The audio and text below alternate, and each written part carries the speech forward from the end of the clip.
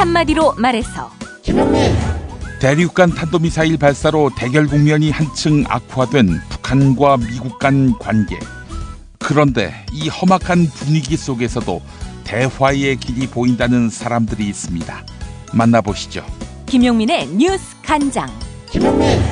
네, 오늘은 검찰이 발표한 국민의당 제보 조작 사건 수사 결과에 대해서 얘기를 한번 해보겠습니다. 서초동 감식반장 김프로. 김용민.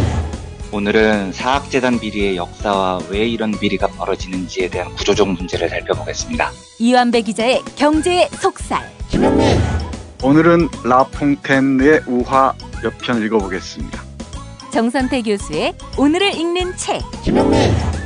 김용민 브리핑. 잠시 후 시작합니다.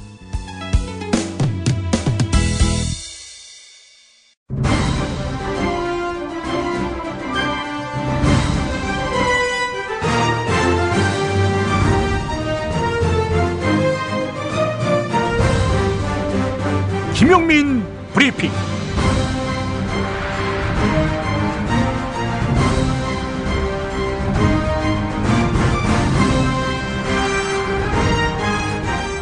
(2017년 8월 1일) 화요일입니다.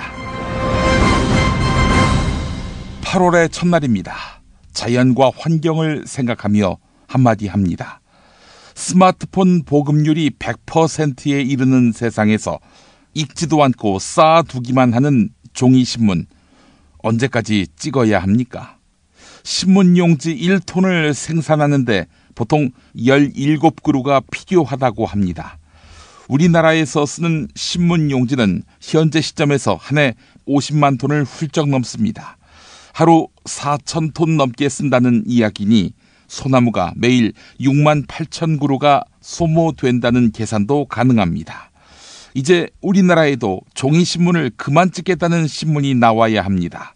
그게 어렵다면 신문은 미래와 환경을 이야기할 자격이 없을 것입니다. 오늘의 헤드라인입니다.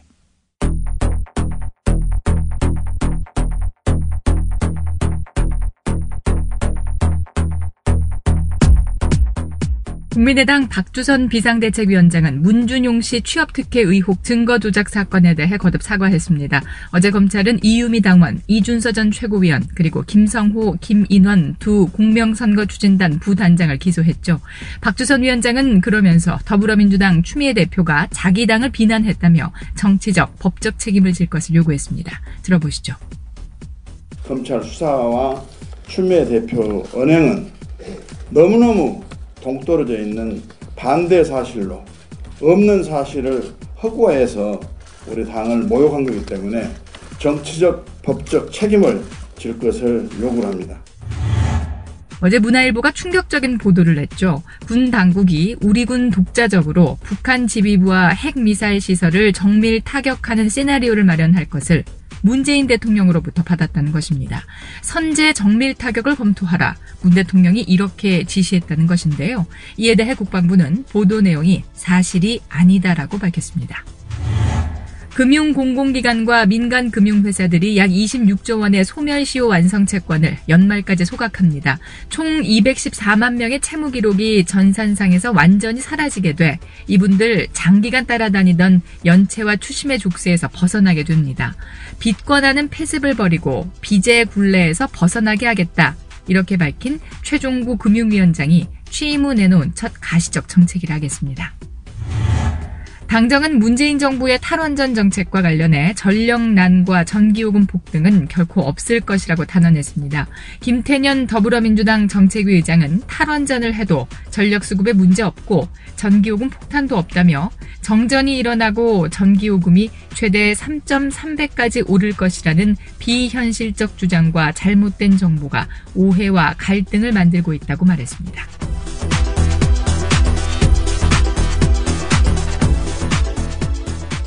김용민 브리핑, 이번 주간에는 꽁트 코너가 쉽니다. 휴가철을 맞아 여러분의 많은 양해 바랍니다. 군대, 공공기관, 병원, 기업 외부에서는 알 수 없는 은밀하고도 치명적인 비리를 두려움을 무릅쓰고 세상에 알린 사람들이 있습니다. 바로 공익을 위해 용기를 낸 공익 제보자들입니다. 오늘의 우리는 그들의 선한 양심 덕분에 투명한 사회에 한 걸음 가까워졌지만 그들의 삶은 어떠할까요? 영웅이 되고자 한 적은 없지만 부정부패를 없애려 한 제보로 행해지는 보복과 싸우다 보니 어쩌다 슈퍼맨이 된 사람들. 아름다운 재단은 공익제보로 인해 삶이 무너지지 않도록 공익제보자를 지원하는 어쩌다 슈퍼맨 캠페인을 시작합니다. 공익제보자가 슈퍼맨이 되지 않아도 되는 사회를 위해 어쩌다 슈퍼맨에 참여해 주시기 바랍니다. 어디선가 나타나서 생명을 구하고 정의를 지키는 영웅, 슈퍼맨. 우리 주변에도 많은 슈퍼맨이 있습니다. 바로 공익제보자입니다. 어쩌다 슈퍼맨이 되어야만 했던 그들에게 세상은 따뜻하지 않았습니다. 수많은 생명을 살린 2명의 간호조무사는 권고사직을 당했고 장애인의 인권을 위해 싸운 선생님은 결국 사직했습니다. 어려움을 감내하고 있는 슈퍼맨들에게 이제 우리가 감사를 전해야 할 때입니다. 시민사회 지지 캠페인 어쩌다 슈퍼맨에 함께해주세요. 아름다운 재단. 골반 잡자 바로 잡자 바디로직, 허리 통증 바로 잡자 바디로직. 2017년 쿨 썸머 바디로직 라이트 출시. 통기성이 좋아 땀 걱정 없이 한여름에도 쾌적하게. 입은 듯 안 입은 듯 가벼움의 신축성은 그대로. 자세가 좋아지는 골반 교정 타이즈 바디로직. 검색창에 골반 교정 바디로직 라이트. 유산균은 똥만 잘 싸게 해주는 게 아니야. 면역력을 높여준다고. 그런데 아무 유산균이나 사 먹으면 되겠어? KOA팜의 시크릿 프로바이오틱스를 먹어봐. 시크릿 프로바이오틱스? 하루 한 알만 먹으면 프리미엄 생균 100억마리가 내 몸 안에 들어오는 거야. 후덜덜 100억마리? 빨리 먹어봐야지. 네이버에서 KOA팜을 검색하시거나 EJ몰에서 찾아주세요. 문의 전화는 010-5220-7924. 스페이드 퀴즈입니다. 돌잔치, 칠순잔치, 가게 홍보, 체육대회, 창사기념일. 정답! 기념품! 문제를 끝까지 들으셔야죠. 이럴 때 사용하는 판촉물이나 기념품, 답례품, 단체 선물 등을 취급하는 전문업체로서 국민을 위해 제대로 일하는 언론과 정당에 후원을 하는 판촉물 전문업체는 어디일까요? 정답! 네피알! 네? 어디라고요? 네피알! 네, 정답입니다. 판촉물이나 단체 선물이 필요할 때 이왕이면 우리 편 회사 네피알을 찾아주세요. 인터넷 검색창에 네피알을 치시거나 032-519-4800으로 전화주시면 친절하게 상담해드립니다. 그런데 상품은 뭔가요? 네피알에 가서 고르세요. 3만 가지가 넘는 물품이 있어요.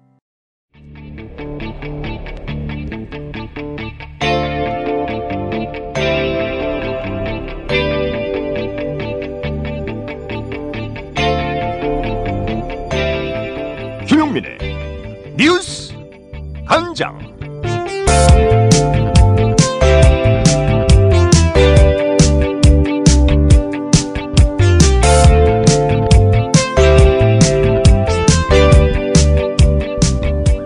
사드 레이더를 타격하는 무인기가 중국에서 개발된 모양입니다. 중국이 그제 건군 90주년 열병식에서 처음 공개한 무인기인데요. 레이더 전자파를 추적해서 레이더를 직접 타격, 파괴한다고 합니다. 최대 시속 220km로 4시간 동안 비행할 수 있고 레이더 시스템을 찾아내 표적으로 삼도록 개발됐다고 합니다. 동아일보 보도였습니다. 결국 유사시에는 사드 기지가 있는 지역이 폭격 영순위가 된다는 말이기도 하지요. 사드 배치 지역 주민의 의사를 충분히 들어야 할 이유가 됩니다. 보란듯 북한이 2번이나 대륙간 탄도미사일 실험을 했는데 문재인 정부의 베를린 선언은 무위가 되는 것일까? 한국일보의 김기정 연세대 행정대학원장 인터뷰가 있습니다. 지난 대선 기간 동안 문재인 대통령의 외교안보 멘토로 불렸던 김기정 교수인데요. 문재인 정부 초기 국가안보실 2차장에 임명됐지만 검증 논란 와중에 자진 사퇴하고 학교로 돌아갔습니다. 여전히 문재인 정부 외교안보팀에 적잖은 영향력을 행사하고 있는 것으로 알려지고 있는데요. 김기정 교수는 지금은 북한이 자신의 능력 최대치를 보여주기 위해 도발 속도를 높이고 있지만 결국 자신의 생존을 위해 협상장으로 돌아올 것이다. 이렇게 전망했습니다. 또 미국도 당장은 아니더라도 대화 국면 전환을 염두에 두지 않을 수 없을 것이라며 남북미 삼각구도가 진행되는 한 북한이 협상장으로 돌아왔을 때 어떤 인센티브를 줄 수 있는지 한미가 논의해야 한다. 이렇게 지적했습니다. 정세현 전 통일부 장관 역시 대화의 길로 가는 국면으로 보고 있었습니다. JTBC 뉴스룸에서 했던 말 들어보시죠. 비공개 미북 단독 접촉을 하는 거죠. 예. 그럼 북한이 바라는 바이기도 하겠죠. 그렇죠. 바로 북한이 바라는 게 그겁니다. 통비목남. 예. 요즘 브로큰 잉글리시로 코리아 패싱이라고 그러던데 예. 북한이 바라는 바는 한국을 빼고 미국과 직접 1대1로. 예. 그거는 우리 정부도 바라는 바는 아니지 않습니까? 아니죠. 이제 그렇게 안 되기 위해서 우리 정부가 노력을 해야 됩니다. 예. 어떤 노력을 해야 된다고 보십니까? 그래서 저는 이렇게 생각을 합니다.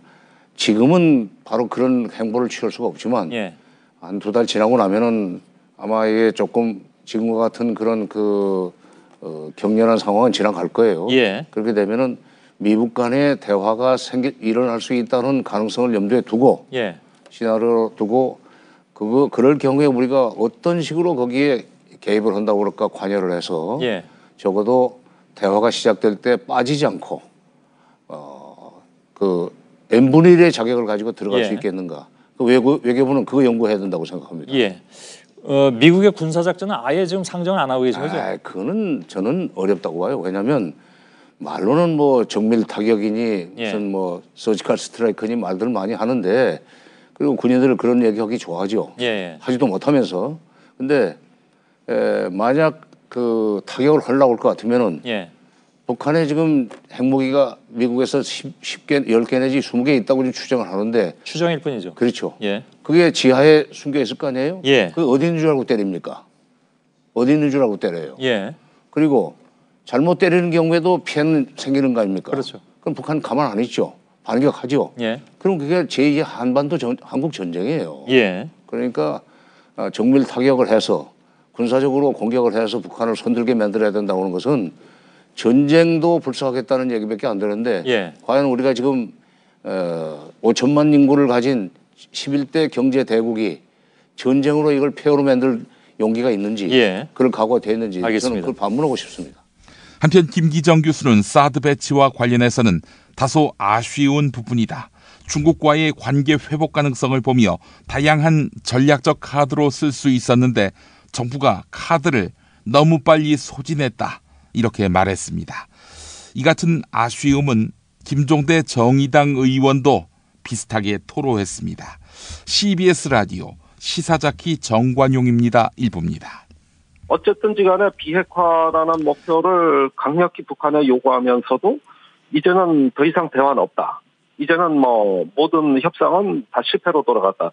이렇게 선언하는 건 또 꺼려하고 있어요. 이런 점들이 상당히 미묘한데 결국 제가 보기엔 그렇습니다. 대화의 문을 열어두되 북한의 의지를 꺾을 수 있는 방법을 탐색 중이라고 봐야 되지 않겠느냐.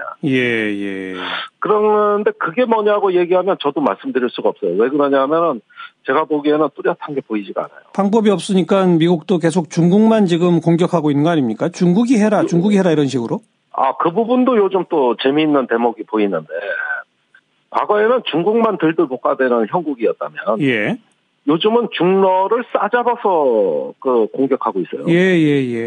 이것도 유심히 보셔야 됩니다. 왜 그러냐면은 최근에 중국의 한반도 문제 대응이 혼자 성명을 발표하고 이런 게 아니에요. 반드시 러시아하고 성명을 같이 하죠. 이것은 중국에서도 이 점은 한국도 유념해서 봐야 될 거라고 굉장히 강조해서 이야기를 하는데 저희가 보기에는 이 점도 이제는 중국과 러시아의 전략적 연대를 하겠다는 그런 비춰집니다.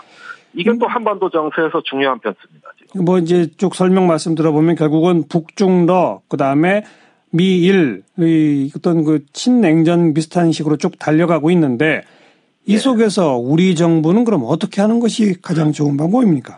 제가 좀 답답한 게 있는데 이 북중러 대 한미일 이런 식의 구도가 정착되면 과연 우리한테 유리하겠느냐는 겁니다. 예. 그건 우리한테 매우 나쁜 프레임이에요. 이 북핵 문제를 푸는 데 있어가지고 진영 간으로 갈라지면 북한은 반드시 그걸 활용합니다. 예. 그 북한에게 국제 포위망을 돌파할 수 있는 숨통을 터주는 게 바로 진영 간 재편이거든요. 예. 그래서 제가 이해가 안 가는 건 사드 배치가 그런 면에 불을 지른 촉발제가 돼버렸는데 예. 왜 이런 전략적 손실을 우리 정부는 계산하지 않고 예. 자꾸 어떤 이 사드 문제에 대해서도 최근에 문재인 정부가 과거 정부를 답습하는가 예. 이런 점은 굉장히 안타깝게 보입니다. 북한은 그런 걸 마다할 이유가 없죠. 문재인 정부가 일본군 위안부 피해자 문제와 관련해 공식 재검토에 나섰습니다. 박근혜 정부와 일본 아베 정부가 2015년에 맺은 1228 합의, 이걸 다시 들여다보겠다는 겁니다. 피해 할머니들의 반발 속에 전임 정권이 졸속으로 추진한 합의에 대한 검증 작업이 본격화함에 따라 일본 쪽이 주장해온 1228 합의의 조속한 이행은 당분간 어렵게 됐습니다. 특히 평화의 소녀상 이전 그리고 철거 등과 관련해 이면 합의가 있었는지 인권 문제를 해결하기 위한 합의 내용에 최종적이라느니 불가역적이라느니 하는 내용이 왜 포함됐는지 이런 것을 따져낼 예정입니다. 한겨레 보도였습니다.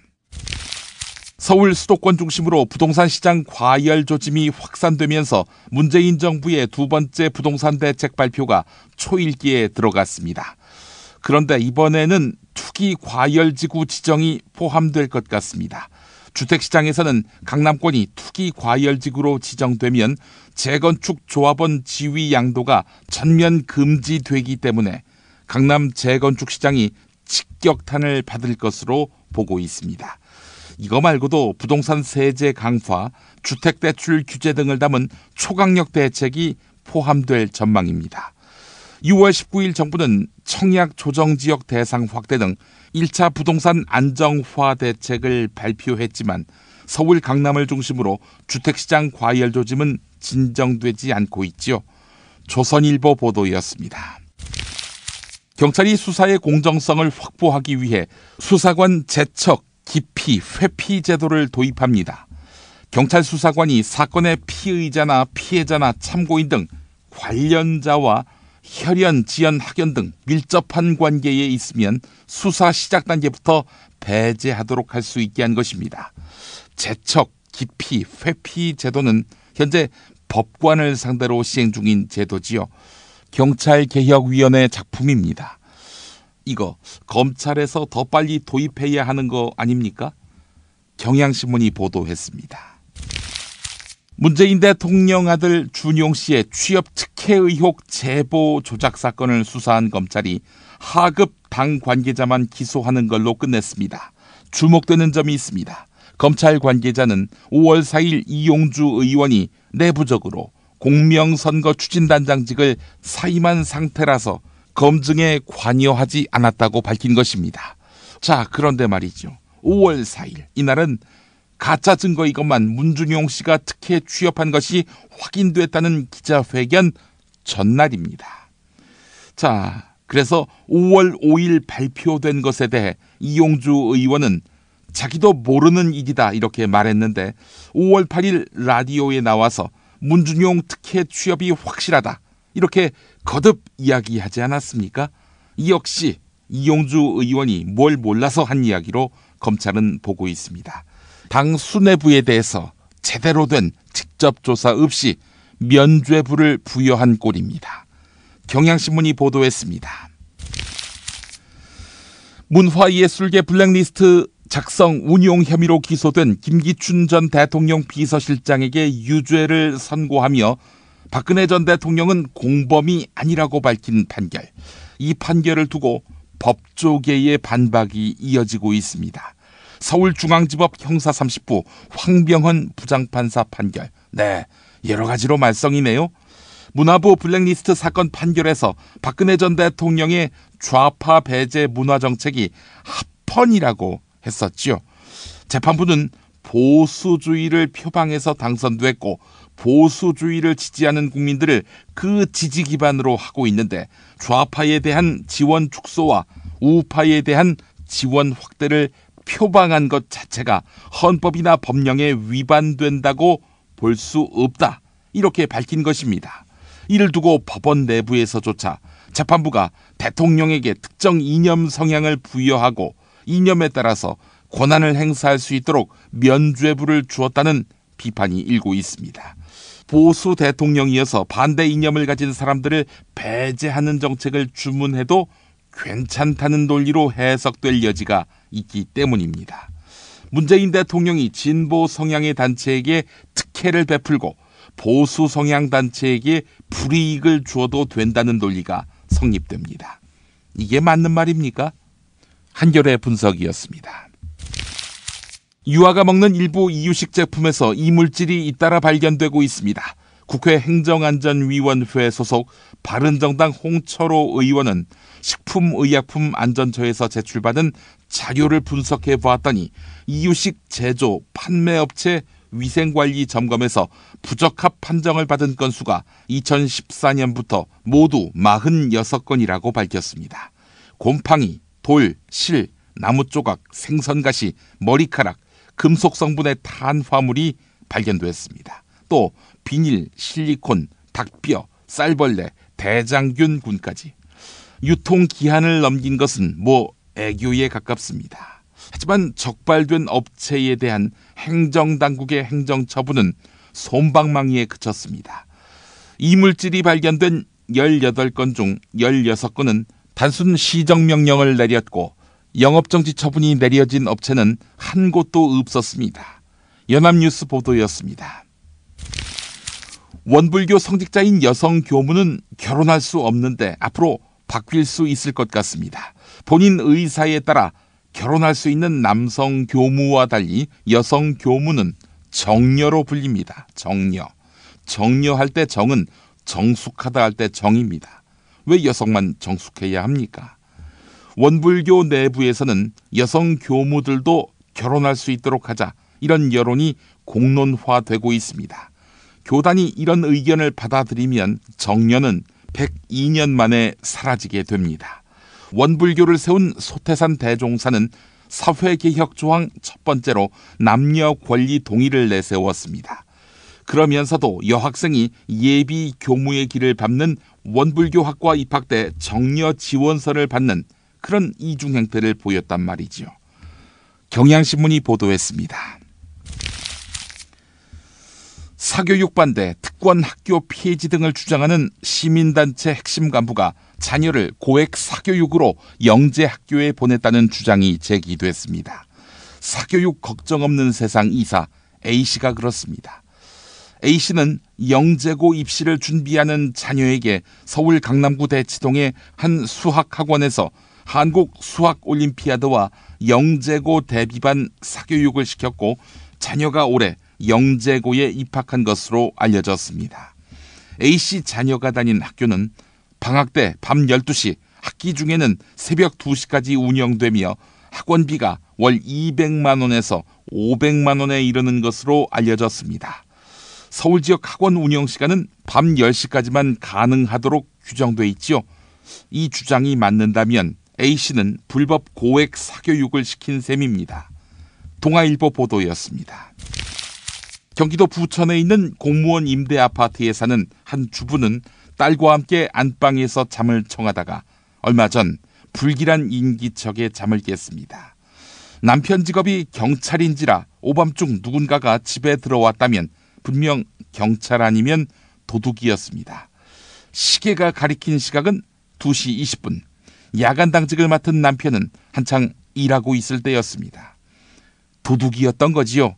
결국 신고했고 범인은 앞동에 사는 30대 남성으로 밝혀졌습니다. 겁도 없이 경찰 집을 털러 들어온 간 큰 남자는 누구일까? 날이 밝자 경찰에 이미 동행된 용의자는 다름 아닌 인천지검 부천지청 소속 검찰직 공무원이었습니다. 사건 당일 술에 만취해 아무것도 기억나지 않는다. 이렇게 진술했지만 범행 일부를 인정하고 직접 적은 사과 편지를 피해자 집 우편함에 넣은 것으로 알려졌습니다. 그래서 덜미가 잡힌 거지요. 한국일보 보도였습니다. KBS 고참 기자, 즉 14년 차 이상 기자 118명이 고대영 사장 체제에서 보직을 맡지 않겠다, 이렇게 선언했습니다. 일부 기자는 회사 쪽에서 팀장급 이상의 보직을 제안받았지만 거절했다고 합니다. 현재 보직 간부 가운데 일부는 사퇴의 뜻을 밝힌 것으로 알려졌는데요.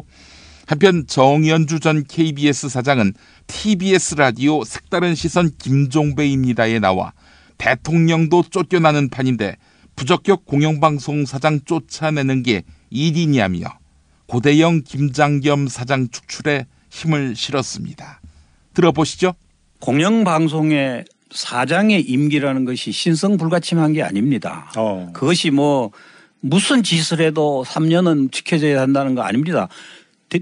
공영방송 사장보다도 더 무거운 존재인 대통령의 임기도, 그렇죠. 대통령이 뭔가 잘못하고 국정을 농단하고 능력이 없을 때는 국민들이 탄핵을 하는, 그렇죠. 판에, 그렇죠. 당연히 만약에 지금 현 사장이나 이사장이나 이 사람들이 제대로 공영방송을 제대로 지키지 못하고 오히려 망가뜨리는 주범이라고 할 경우에는 당연히 탄핵을 당해야 되는 것이지요. 그렇죠. 탄핵을 당해야 되는 것이고 특히 이제 지금 KBS하고 MBC에는 어떤 문제가 있냐 하면은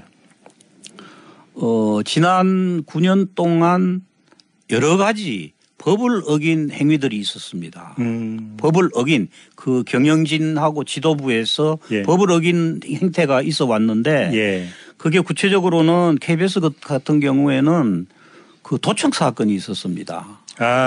민주당 도청 사건이 민주당 있었고요. 도청 사건 말씀하시는 도청 사건이라는 건 매우 중범입니다. 그렇죠. 그리고 또 KBS에도 부당 노동 행위가 있었고요.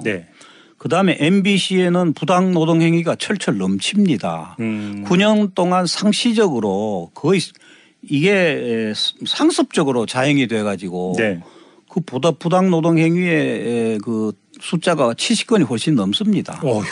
그래 가지고 이게 지금 이명박 박근혜 시절에는 이 사건들이 거의 수사기관에서 제대로 수사조차 안 했어요. 그냥 유야무야되고 넘어가고 심지어 MBC 고영주 이사장 같은 경우에는 문재인 대통령 후보를 칭해서 공산주의자라고 그랬잖아요. 그렇죠. 그 사건도 최근에서야 검찰이 수사를 해가지고 지금 불구속 기소를 그리고 과거에는 아예 수사조차 안 했단 말이에요. 그러니까 방송사의 주요 인사들이 법을 어긴 행위를 해도 지금까지 수사기관에서 그걸 엄정하게 사법 처리를 안 했습니다. 이게 제가 볼 때는 상당히 심각한 문제입니다. 그래서 KBS 같은 경우에는 그 도청 사건에 대해서 지금 경찰에서 그 무혐의 처리했는데 그게 지금 새로운 증거가 최근에 일부가 나왔고 그래서 이거는 무슨 정권 차원에서 개입한다는 차원의 문제가 아니고 법을 엄정하게 집행한다는 차원에서 도청 사건 다시 수사해야 되고 그다음에 부당 노동 행위가 있다면 지금 이제 MBC 특별 노동 근로감독관이 들어와 있는데 거기서 엄정하게 그 조사를 해가지고 검찰에 고발을 하게 될 경우에는 검찰에서 이거는 법을 어긴 거기 때문에 그거는 법을 그러니까 엄정하게 다스리라는 측면에서 반드시 이거는 수사가 이루어져야 한다고 봅니다. 근데 그래서 그거는 무슨 정권 차원의 문제가 아니거든요. 근데 방송사 일각에서는 그게 바로 방송장악 음모다 그러고 자유한국당에서도 방송장악 음모 이런 얘기를 하는데 지금 현재 방송사에서 그런 주장 혹은 야당에서 그런 주장하는 분들의 주장은 그분들이 그런 주장을 할 자격이 있는가라고 되묻고 싶어요. 과거에 자기 자신들은 그러지 않았었고 그리고 이건 어디까지나 무슨 권력이 개입한다는 차원의 문제가 아니고 과거에는 법을 제대로 집행을 안 한 건데 그걸 제대로 집행을 하자는 거니까 그건 무슨 옛날에 봐주기 수사를 지금은 제대로 하자는 거 그게 무슨 방송 장악하고 관계가 있습니까? 야, 너 홍어 판다 그랬지? 팔지. 근데 홍어가 진짜 그렇게 몸에 좋아? 아니 끝내준다니까. 우리 엄마 관절염인데? 홍어. 나 숙취는? 홍어. 마누라 다이어트는? 홍어. 큰 이모 변비? 홍어. 작은 형 소화불량은? 홍어. 여동생 피부? 홍어. 큰 누나 주름? 홍어. 명절 때 선물은? 홍어라니까. 근데 비싸지? 열나 싸고 열나 맛있는 홍어가 있다니까. 어디? 알싸한 홍어. 1599-6456.com 혹은 1599-6456 전화 주문도 가능합니다. 다이어트 해야 하는데 좀 간편한 방법 없을까? 네, 여기 있습니다. 다이어트 전문 쇼핑몰 비타샵에서 나온 그린 스무디 다이어트로 하루 한두 끼만 맛있게 바꿔 드세요. 문의는 1522-6648 혹은 비타샵을 검색해주세요. 그거 알아? 박대리가 군뱅이를 먹는다며? 홍보팀 오과장도 군뱅이를 먹는다는데? 우리 회사 유명 애주가는 다 먹네. 군뱅이를 먹는 게 아닙니다. 술친굼을 먹는 겁니다. 한의사가 인정하는 간에 좋은 국산 군뱅이, 거기에 헛개, 강황, 울금까지 애주가들의 핫 아이템이 모두 들어갔습니다. 후기가 좋은 이유가 있습니다. 술친굼. 네이버에 술친굼을 검색하세요. 친구 술친굼. 서초동 감식반장 김프로.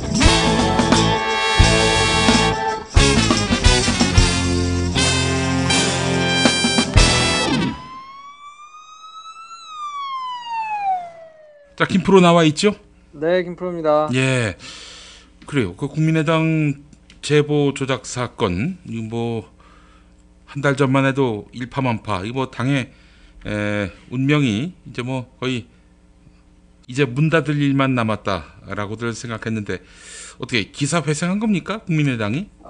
글쎄요, 뭐 이미 상당수의 국민들한테는 심판을 좀 받지 않았나 싶고요. 왜냐면 지지율이 5%가 안 되게 나오기 때문에 뭐라고 발표를 하고 뭐 어떤 퍼포먼스를 하더라도 사람들이 이미 그 실체에 대해서는 그러니까 뭐 조직적으로 관여해가지고 물증이 나온다 그러면 더 말할 것도 없겠지만 지금 상황이라도 충분히 굉장히 아마추어스럽다. 이 정도를 가지고 뭔가 새 정치를 하겠다고 나섰던 거는 말이 안 되는구나, 능력이 없구나라고 판단을 이미 하신 것 같고요. 검찰 수사 결과는 지난번에 이제 저희가 얘기를 했던 거하고 비슷하게 이제 이용주 의원이 소환되면서 아주 잘하면 이용주 의원 정도 불구속 기소가 되고 정리가 되지 않겠나 했는데 이용주 의원도 기소는 안 됐고요. 거기까지는 안 나온 것 같고 그 밑에 김성호, 김인원 두 사람에 대해서만 불구속 기소하는 정도로 해가지고 정리가 됐거든요. 명백한 꼬리 자르기죠? 검찰로서는 이 이상 올라가기가 쉽지 않은 구도이기는 한 것 같아요. 왜냐면 뭐 본인이 직접 이제 증거를 조작했던 이유미 씨 같은 경우는 자기가 했던 일을 나 혼자만 한 것이 아니다 하고 이야기를 할 뭐 동기가 있지만 나머지 사람들은 목숨을 걸고 당을 지켜야 된다는 생각을 했을 거기 때문에 명확한 증거 자료가 남아있지 않는 한 진술만 가지고 이거를 수사를 이제 계속 진행시켜야 되는데 나머지 사람들은 뭐 거의 당에서 발표한 가이드라인이 있잖아요.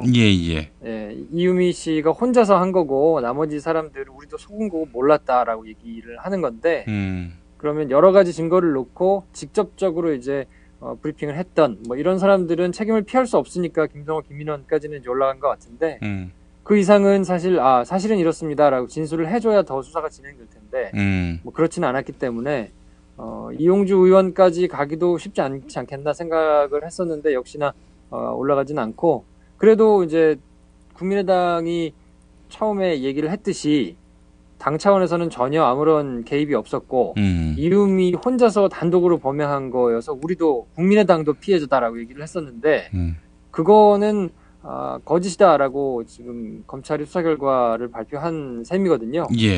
근데 뭐 사과를 하면서 이제 발표한 걸 보니까 국민의당이 발표한 내용을 재확인한 것이다. 뭐 이렇게 평을 했더라고요.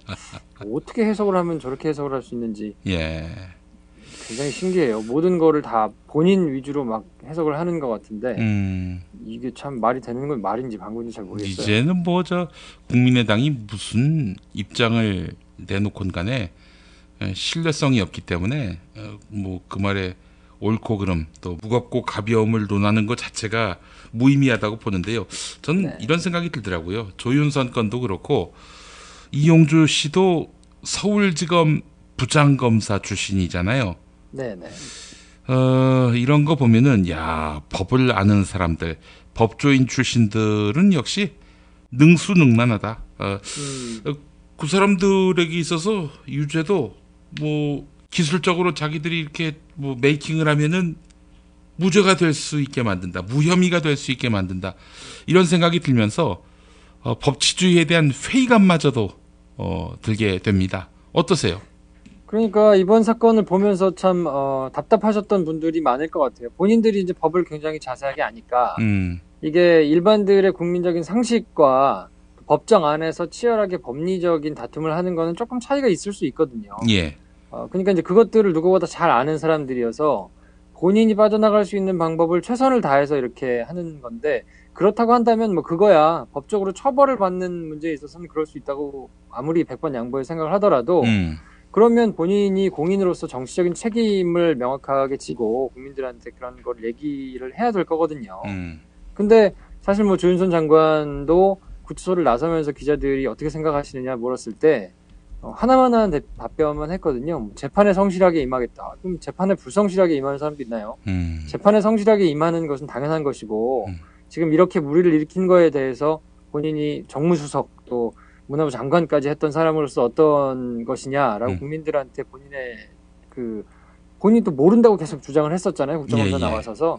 근데 그런 거에 대해서 어떻게 생각을 하느냐 하면 적어도 도의적인 책임, 정치적인 책임은 명확하게 국민들 앞에서 좀 지고 그것에 대해서 깊이 반성하는 이야기를 하고 하는 것이 책임 있는 정치인의 모습일 텐데 마찬가지로 이용주 의원도 그런 조윤선 장관을 막 체근하는 것으로 어떻게 모를 수가 있냐고 막 소리를 높이면서 그걸로 이제 스타가 됐는데 본인이 어쨌든 이끌었던 추진단에서 이렇게 미필적 고의로 뭔가를 했고 상식적으로 보자면 제보를 많이 접해본 뭐 저만 하더라도 이게 상식적으로 저 정도 수준의 검증을 한 다음에 여러 차례 발표한다는 거는 있을 수 없는 일이거든요.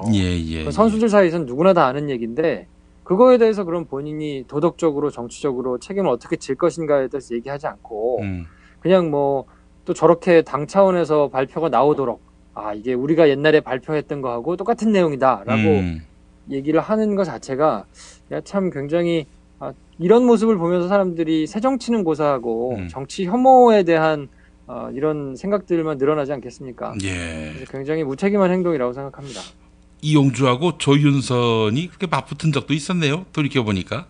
그럼요. 그걸로 스타가 뭐 거의 됐다고 봐도 무관한데요. Yes, O와 No로 답변하라. 예, 그래요. 아마 조윤선이 이용주가 빠져나가는 걸 보면서 무슨 생각을 했을까? 또 이용주는 조윤선이 빠져나가는 거 보면서 어떤 생각을 했을까? 이렇게 서로에게 묻고 싶습니다. 근데 제 생각에는 다른 사람 생각할 겨를이 없을 것 같아요. 자기들 생각하느라고. 뭐 남의 처지 지금 돌아볼 때가 아니기 때문에. 어쨌든 뭐 서로를 선수로 여기지 않겠습니까? 네. 뭐 그러겠죠. 그리고 저는 한 가지 인상적이었던 게 국민의당 수사 결과를 발표하고 국민의당에서 대국민 사과를 하고 막 이렇게 여러 가지를 했는데 SNS를 이렇게 좀 체크를 해보고 뭐 여러 가지 뉴스 포털들을 보고 하니까 다뤄지질 않더만요. 관심이 너무 없어요, 사람들이. 그러니까 이미 국민들한테는 평가를 이미 다 받은 상황이고 여기서 뭐라고 어떻게 더 하든지 간에 그러니까 악플보다 무서운 게 무플이라고 하는데 거의 지금 그 단계에 접어든 게 아닌가. 사람들은 뭐라고 하든 관심 없는 것 같아요, 이제. 희망의 끈을 그냥 놔버린 것 같고 아이고. 이거에 대해서 본인들이 정말 심각하고 진중하게 생각을 한다면 그거에 대해서 어떻게 우리가 책임지는 모습을 보여줄 것인가, 행동으로 보여줄 것인가에 대해서 굉장히 파격적이고 굉장히 진전성이 담긴 뭐 그런 거를 생각할 텐데 그게 이제 안철수의 정계 은퇴를 배제한 상황에서 어떤 수를 낼까 아무리 고민해본들 되겠습니까? 근데 뭐 여전히 정계 은퇴할 생각은 없기 때문에 뭐 그냥 무풀의 단계로 이제 접어든 게 아닌가 하는 생각이 듭니다. 아니 뭐 안철수가 저기 당대표 후보로 나오느냐 마느냐 이 얘기가 나오는 판인데 무슨 정계 은퇴 같은 얘기입니까? 그러니까요. 정말 굉장히 깜짝 놀랄 일이죠. 지금 당대표 얘기를 하고 있을 때입니까? 예. 자숙의 시간을 갖겠다고 그러더니 스멀스멀 한쪽에서는 당대표를 나가야 된다고 얘기를 하면 야, 이걸 국민을 도대체 어떻게 생각하길래 이렇게 염치 없이 나오나 싶은 생각이 들 정도인데 예. 하여튼 보고 있으면 보고 있을수록 좀 답답합니다. 뭐 국민의당 얘기는 여기까지 하고 네. 조윤선 쇼크 이거 상당했습니다. 이른바 그 핀셋 무죄라는 말이 나올 정도로 하여간 자기와 관련한 의혹들 하나하나를 거의 재치문답 형식으로 해가지고 혐의를 벗으려고 했던 조윤선의 꼼수 이게 통했어요. 그래서 판사에게 비난의 그 화살이 지금 쏠리고 있는데 이번 판결 결과에 대한 그 충격파 글쎄요. 이 향후 재판에 어떤 여파를 미칠지 갈수록 또 관심인데요.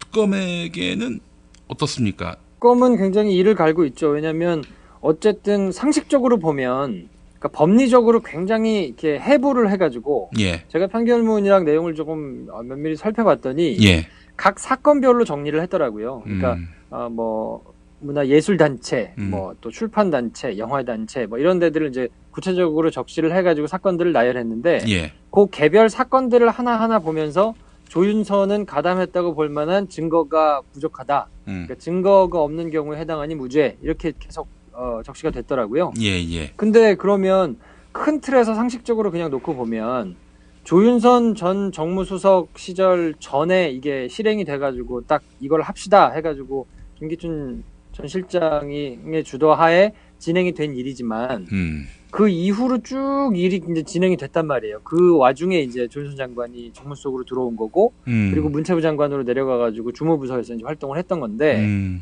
이게 그냥 큰 틀에서 상식적으로 놓고 보면 그 김기춘 전 실장도 그렇게 주장을 했었어요. 재판에서 이게 내가 이렇게 하자고 얘기는 했었지만 예. 내가 대통령 비서실장을 그만둔 이후에 여러 가지 일들이 실행이 됐기 때문에 이거는 내 잘못이 아니다라고 주장을 했지만 받아들여지지 않았거든요.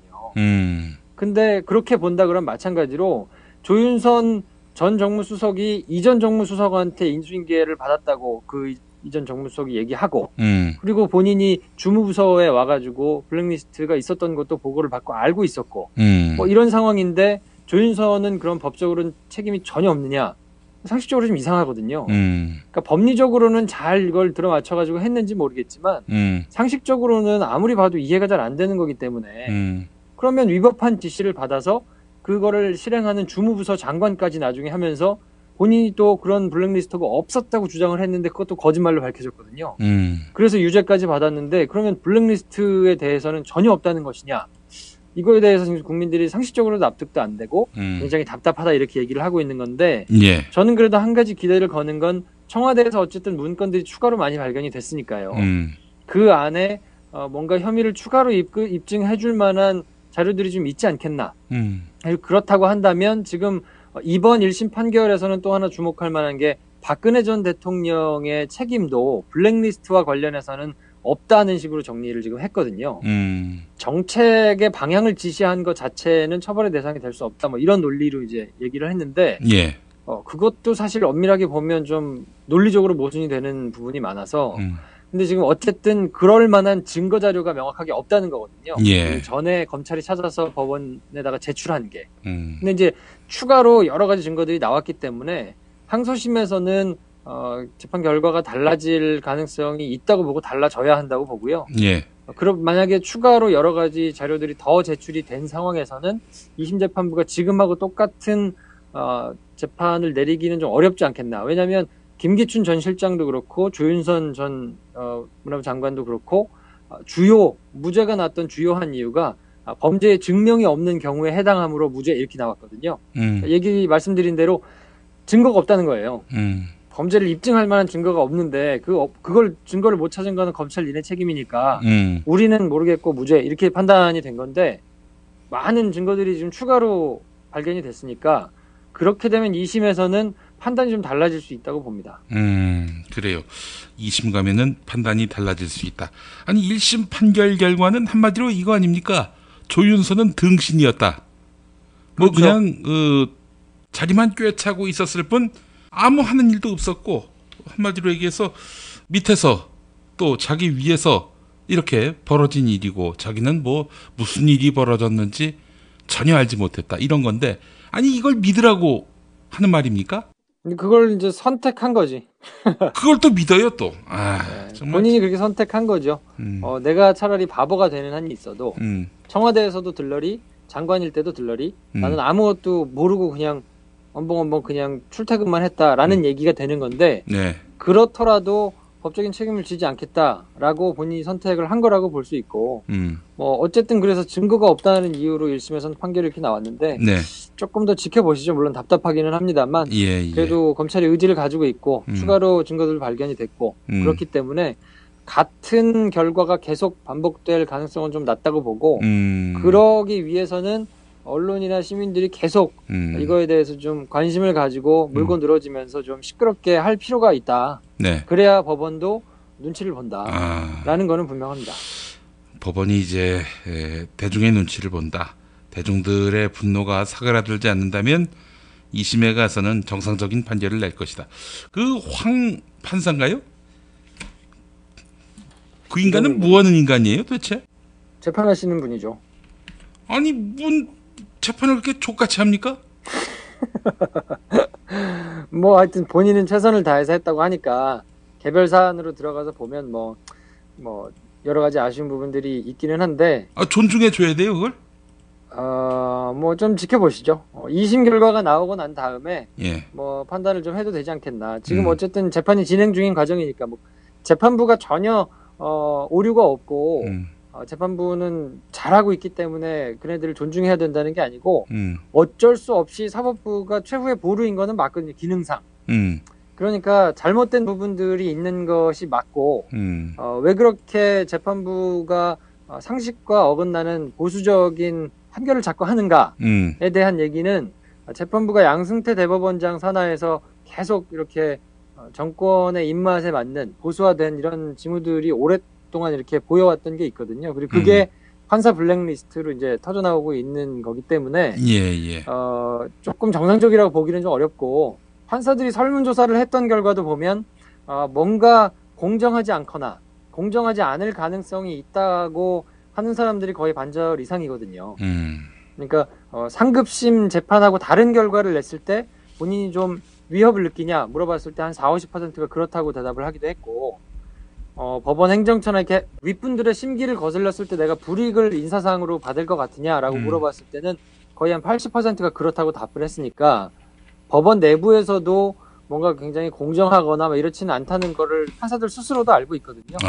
그래서 뭐 청원도 일어나고 뭐 여러 가지 그 부분에 대해서는 제가 판사 블랙리스트라고 김프로쇼에서 뭐 자세하게 설명을 한 부분이 있기는 한데 그것도 한번 좀 들어보시면 좋을 것 같고 어쨌든 법원 내부에서도 그렇게 자성의 목소리가 나오고 있으니까 2심 판결이 어떻게 진행되는지는 좀 지켜보고 종합적으로 대책을 좀 강구할 일인 거는 분명해 보입니다. 예.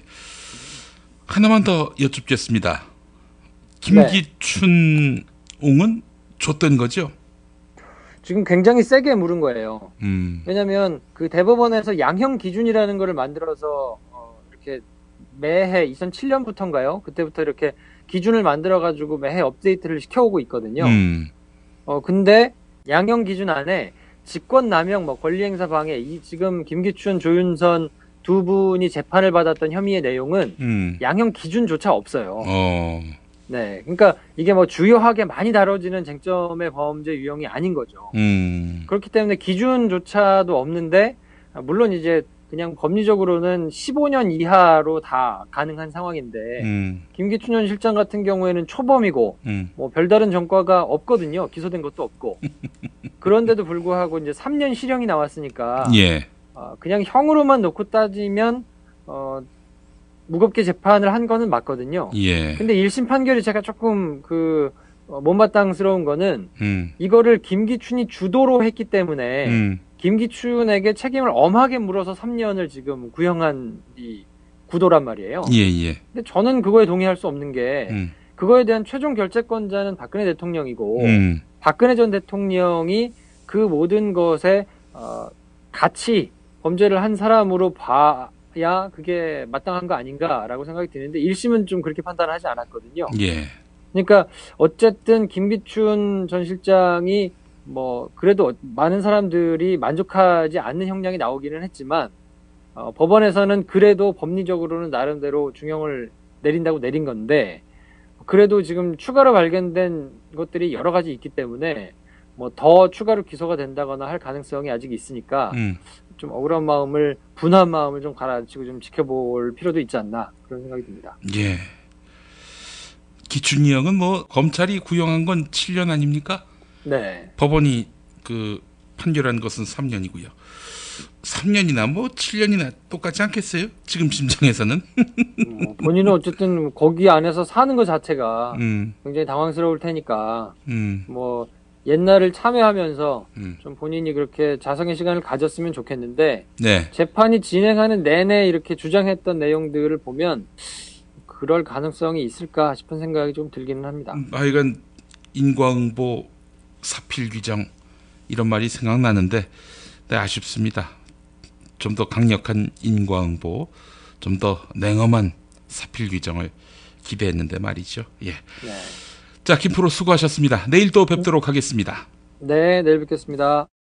유저와 유저 사이 소통 랭커와 일반 유저 소통 초보와 게임 사이의 소통 마당을 깔았다네. 그래도 반지 업데이트 벤지 유저와 유저 사이 소통 랭커와 일반 유저 소통 초보와 게임 사이의 소통 마당을 깔았다네. 그래도 반지 업데이트 벤지 내 몸에 적폐청산 새싹당 콩차가 또 왔어요. 새싹당 콩차 최초 이벤트 2+1 티백 2개를 사시면 하나 더 드립니다. 뜨거운 여름 차갑게 먹으면 더욱 좋은 맛있는 새싹당 콩차 내 몸에 적폐청산.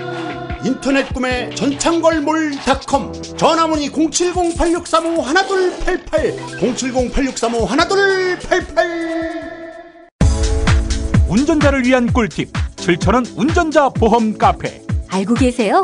교통사고가 나면 형사합의금, 벌금, 변호사 비용 이거 자동차 보험에서는 보장 못해요. 운전자 상해까지도 책임져드리는 7,000원 운전자 보험 카페. 버스, 택시, 트럭 등 영업용 차량 운전자를 위한 12,500원 운전자 보험 카페도 있습니다. 실손, 부모님 건강, 자녀 보험도 안내해드립니다.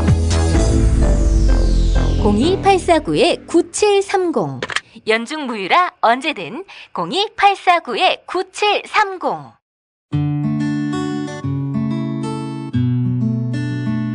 당신과 내가 좋은 나라에서 그 정의로운 나라 그곳에 산다면 난 그냥 좋아서 웃기만 할 거예요.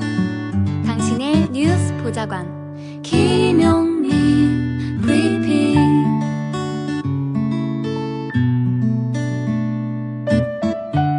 대한민국 뉴스 브리핑의 선두주자 김용민 브리핑. 계속해서 김보영 아나운서가 오늘의 날씨를 전해드립니다.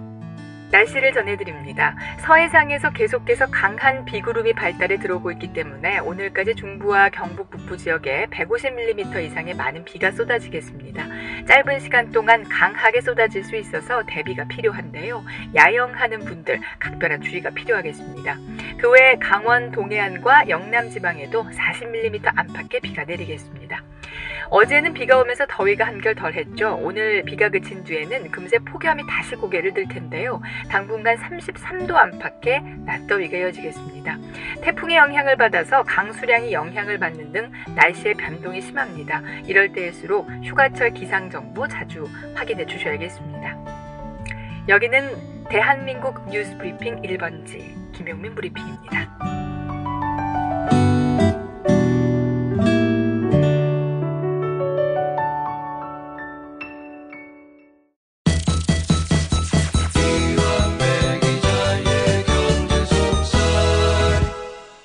민중의 소리 이완배 기자와 함께하겠습니다. 이완배 기자님. 네, 안녕하십니까. 예, 자 본격적인 휴가철입니다. 예, 네. 휴가철을 맞아서 네. 이렇게 또 이완배 기자님하고는 저희가 일주일 동안 계속 방송을 해야 할 것 같습니다. 네. 아니 제가 휴식의 중요성에 대해서도 한번 월요경제학으로 방송을 드린 적이 있는데. 예. 정작 같이 일하시는 그 엔지니어님과 작가님은 휴가를 보내시고 네. 김용민 PD님께서는 쉬실 계획이 없으시다는 소문이 자자하던데. 아유, 뭐 저도 언젠간 쉴 겁니다. 또 보니까 이번 추석이 뭐 열흘 정도 쉴 수 있다고 하더라고요. 네. 그때는 정말 칼같이 네. 쉬려고 하고 있습니다. 네, 꼭 그렇게 하십시오. 몸을 잘 돌보셔야 됩니다. 그나저나 또 우리 이완배 선배를 쉬지 못하게 드려서 너무 죄송한 마음은 있지만. 아니, 저는 그 방송하는 시간 외에는 거의 쉬고 있기 때문에. 그렇습니까? 저의 휴식은 뭐 언제든지 잘 보장하고 있습니다. 알겠습니다. 걱정 안 하셔도 됩니다. 예. 네. 또 이완배 선배님 말씀을 듣지 않으면은 뭐 네. 귀에 그 가시가 박힌다 이런 분도 있어가지고 저희가 뭐 부득이. 말씀만으로도 감사합니다. 아니 지난 금요일에 말이죠. 제가 그 네. 재벌 회장들 맥주 마시는 것 같고 그게 네. 오줌이었으면 좋겠다라고 얘기했는데 이거 오해하시는 분들이 있더라고요. 네. 문재인 대통령까지 싸잡아서 비난했다. 네. 이렇게 해석하는 분들이 있던데 그렇게 네. 해석하고 싶은 거겠죠. 예. 그러니까 김용민 PD님께서 그러실 리가 없지 않습니까? 네. 뭐 너무 이제 일반 상식이니까요. 예. 저도 뭐 그런 이야기가 있다는 걸 들었는데 네. 그러실 리가 없으니 그런 오해 안 해주셨으면 좋겠습니다. 네. 네. 아니 뭐 사실 몰지각한 나쁜 재벌 회장들한테나 하는 얘기지. 네. 뭐 거기 모인 분들 다 마시는 게 다 그럼요. 오줌이었으면 좋겠다. 네. 그런 이야기는 아니었고요. 예. 네, 당연히 아니었죠. 아시는 분들은 다 아실 겁니다. 네. 예. 자, 오늘 어떤 얘기 해보시겠습니까? 예, 좀 특이하게 사학재단 이야기를 소재로 잡아봤습니다. 사학재단? 네, 이게 교육계의 문제이기도 한데 제가 바라보는 관점은 사학재단의 문제는 결국 이윤추구를 제일 과제로 삼고 있는 한국사학재단의 네. 성격이 기업으로 변질되어 있기 때문에 출발한 문제라고 봅니다. 그래서 이제 이 문제를 오늘 한번 다뤄보려고 하는데요. 요즘 뭐 아시다시피 사학재단 비리가 풍년이죠. 그래서 지난주에 교육부가 한 지방사립대 감사 결과를 발표를 했는데 그 학교 총장이 학생들 등록금으로 단란주점에서 술을 쳐드셔가지고 한 1억 5천만 원 썼다고 그러더라고요. 그래서 제가 자주 이야기하는데 뭐 불륜, 뭐 룸사롱 이런 건 제발 좀 자기 돈들로 하십시오. 왜 그걸 자꾸 보험금을 써가지고 가급적이면 안 하시기를 권하지만 그럴 분들이 아니니 그런 걸 하실 때는 제발 부디 좀 자기들 돈으로 했으면 좋겠습니다. 예. 그런데 아무튼 왜 이런 일이 벌어지는지에 대해서 좀 구조적으로 살펴보고 싶습니다. 예. 저도 고등학교를 사학재단 학교를 졸업했습니다. 그런데 여담으로 제 경험담을 말씀드리면 제가 86년부터 88년까지 고등학교를 다녔는데 예. 강남에 있는 한 사학재단 학교였어요. 근데 제가 학교 다닐 때 무슨 일이 있었냐면 학교가 주도를 해서 선생님들에게 주는 촌지를 조직적으로 걷었습니다. 학교가 나서서요. 예. 각 반마다 학부모 대표를 선발을 하고 그 학부모 대표가 반에서 학부모 조직을 만들어요. 그래서 이 학부모들로부터 정기적으로 돈을 걷습니다. 그리고 그 돈을 선생님들한테 드리고 일부는 학교 운영비로 사용을 해요. 그래서 이거 진짜 보고 제가 알고 나서 뭐 이런 역 같은 경우가 다 있나. 어린 나이에도 황당하더라고요. 왜 학교 운영비와 교사 생활비를 학부모들로부터 비공식적으로 걷어서 충당을 하느냐는 거죠. 예. 심지어 수학여행 가면 수학여행 경비를 부모님들로부터 걷습니다. 그런데 이게 모든 부모님들로부터 걷는 게 아니고 반에서 공부 좀 한다는 한 10명 정도한테만 걷습니다. 이러면 당연히 학교에서는 공부 좀 잘하고 돈 내는 아이들에게 학교가 더 신경을 쓰겠죠. 그러니까 이런 말도 안 되는 차별이 이때부터 이렇게 시작이 되는 겁니다. 고등학교 때부터요. 예. 근데 이제 왜 이런 일이 벌어지는지를 좀 역사적으로 살펴보면 이렇습니다. 우리나라의 사학재단이라는 곳이 어떤 곳이냐면 보통 이제 출발이 일제강점기 혹은 일제강점기 직전에 대한제국 시절에 많이 출발을 하는데요. 예. 이때만 해도 사학재단이라는 곳이 강력한 항일운동가 집안까지는 아니어도요. 적어도 우리 민족이 강해지려면 교육을 받아야 된다. 이런 좀 민족주의적 계몽주의자들이 학교를 많이 세웠습니다. 아, 그 혹시 보성 학교를 만든 김성수도 여기에 속합니까? 그 시절 친일하기 전까지는요. 그렇죠.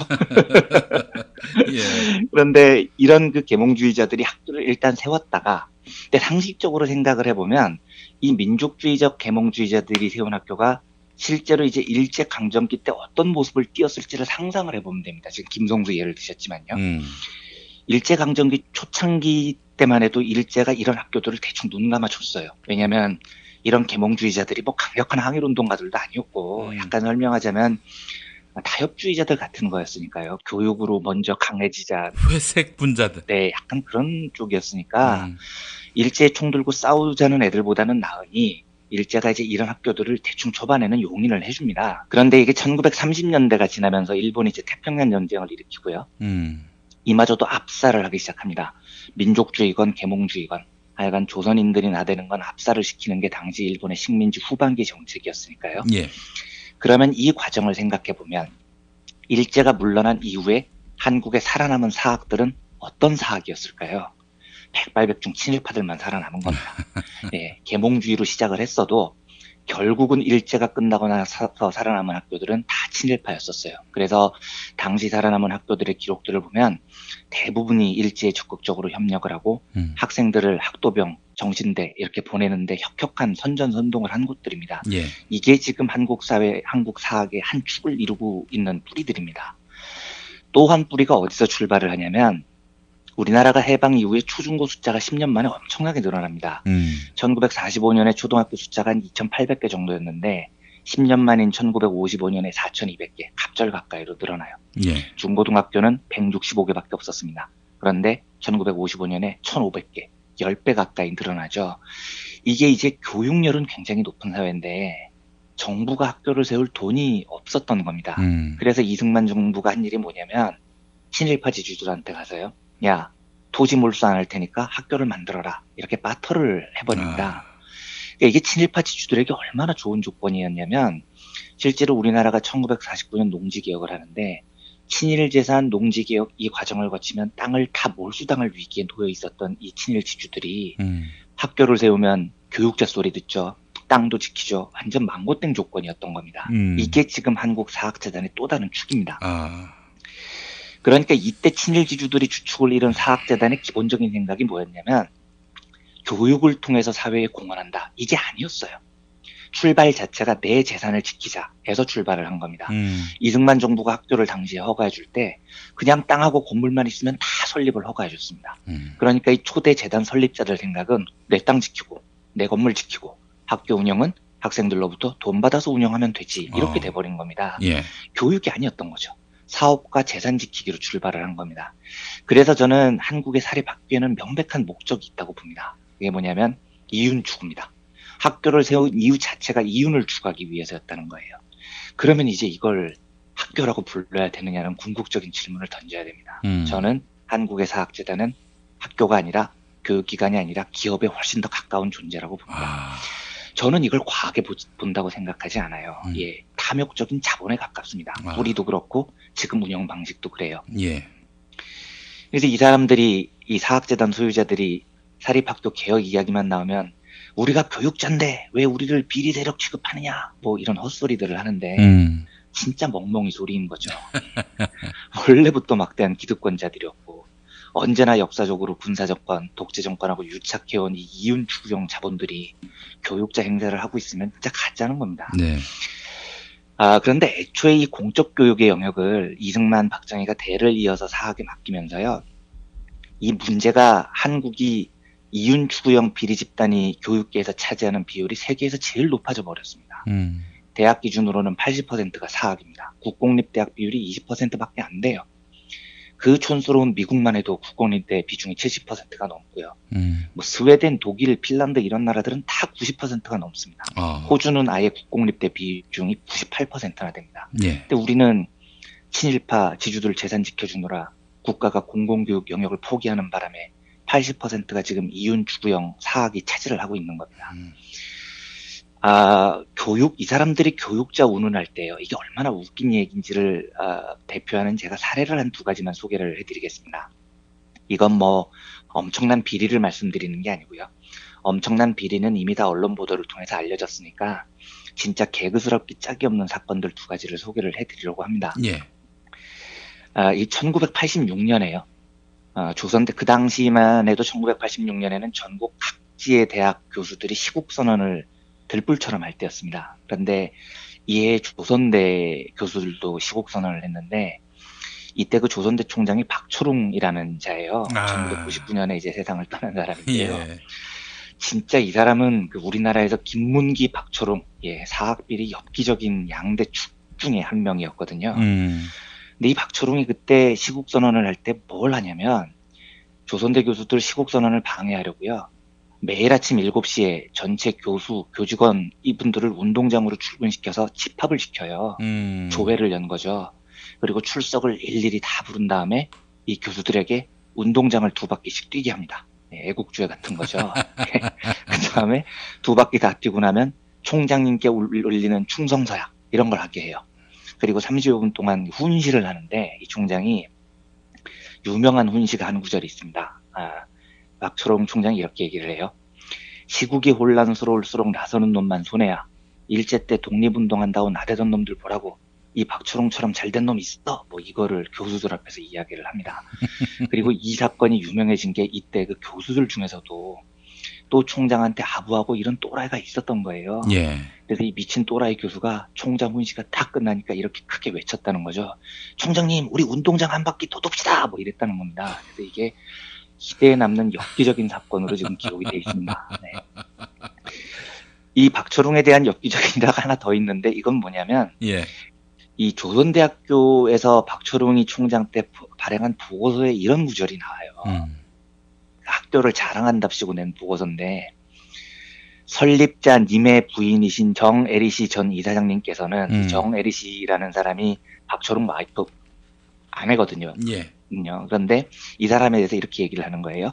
설립자님의 부인이신 정애리 씨 전 이사장님께서는 의과대학에서 해부학의 교재인 인고를 구하기 극히 어려울 때 서울시립 행여병사자 장의사로부터 연락을 받고 서울시 마무리 공동묘지에 직접 가셔서 6.25 때 묻힌 주인 없는 묘를 서울특별시 불도저로 밀어서 길을 낼 때 그 불도저 앞에서 뼈를 우선 치마에 주워 담아서 푸대에 옮겨가지고 오신 후 교실에서 표본을 만들게 하셨으며 뭐 이런 대목이 나옵니다. 이거 아무래도 구라 같은데요?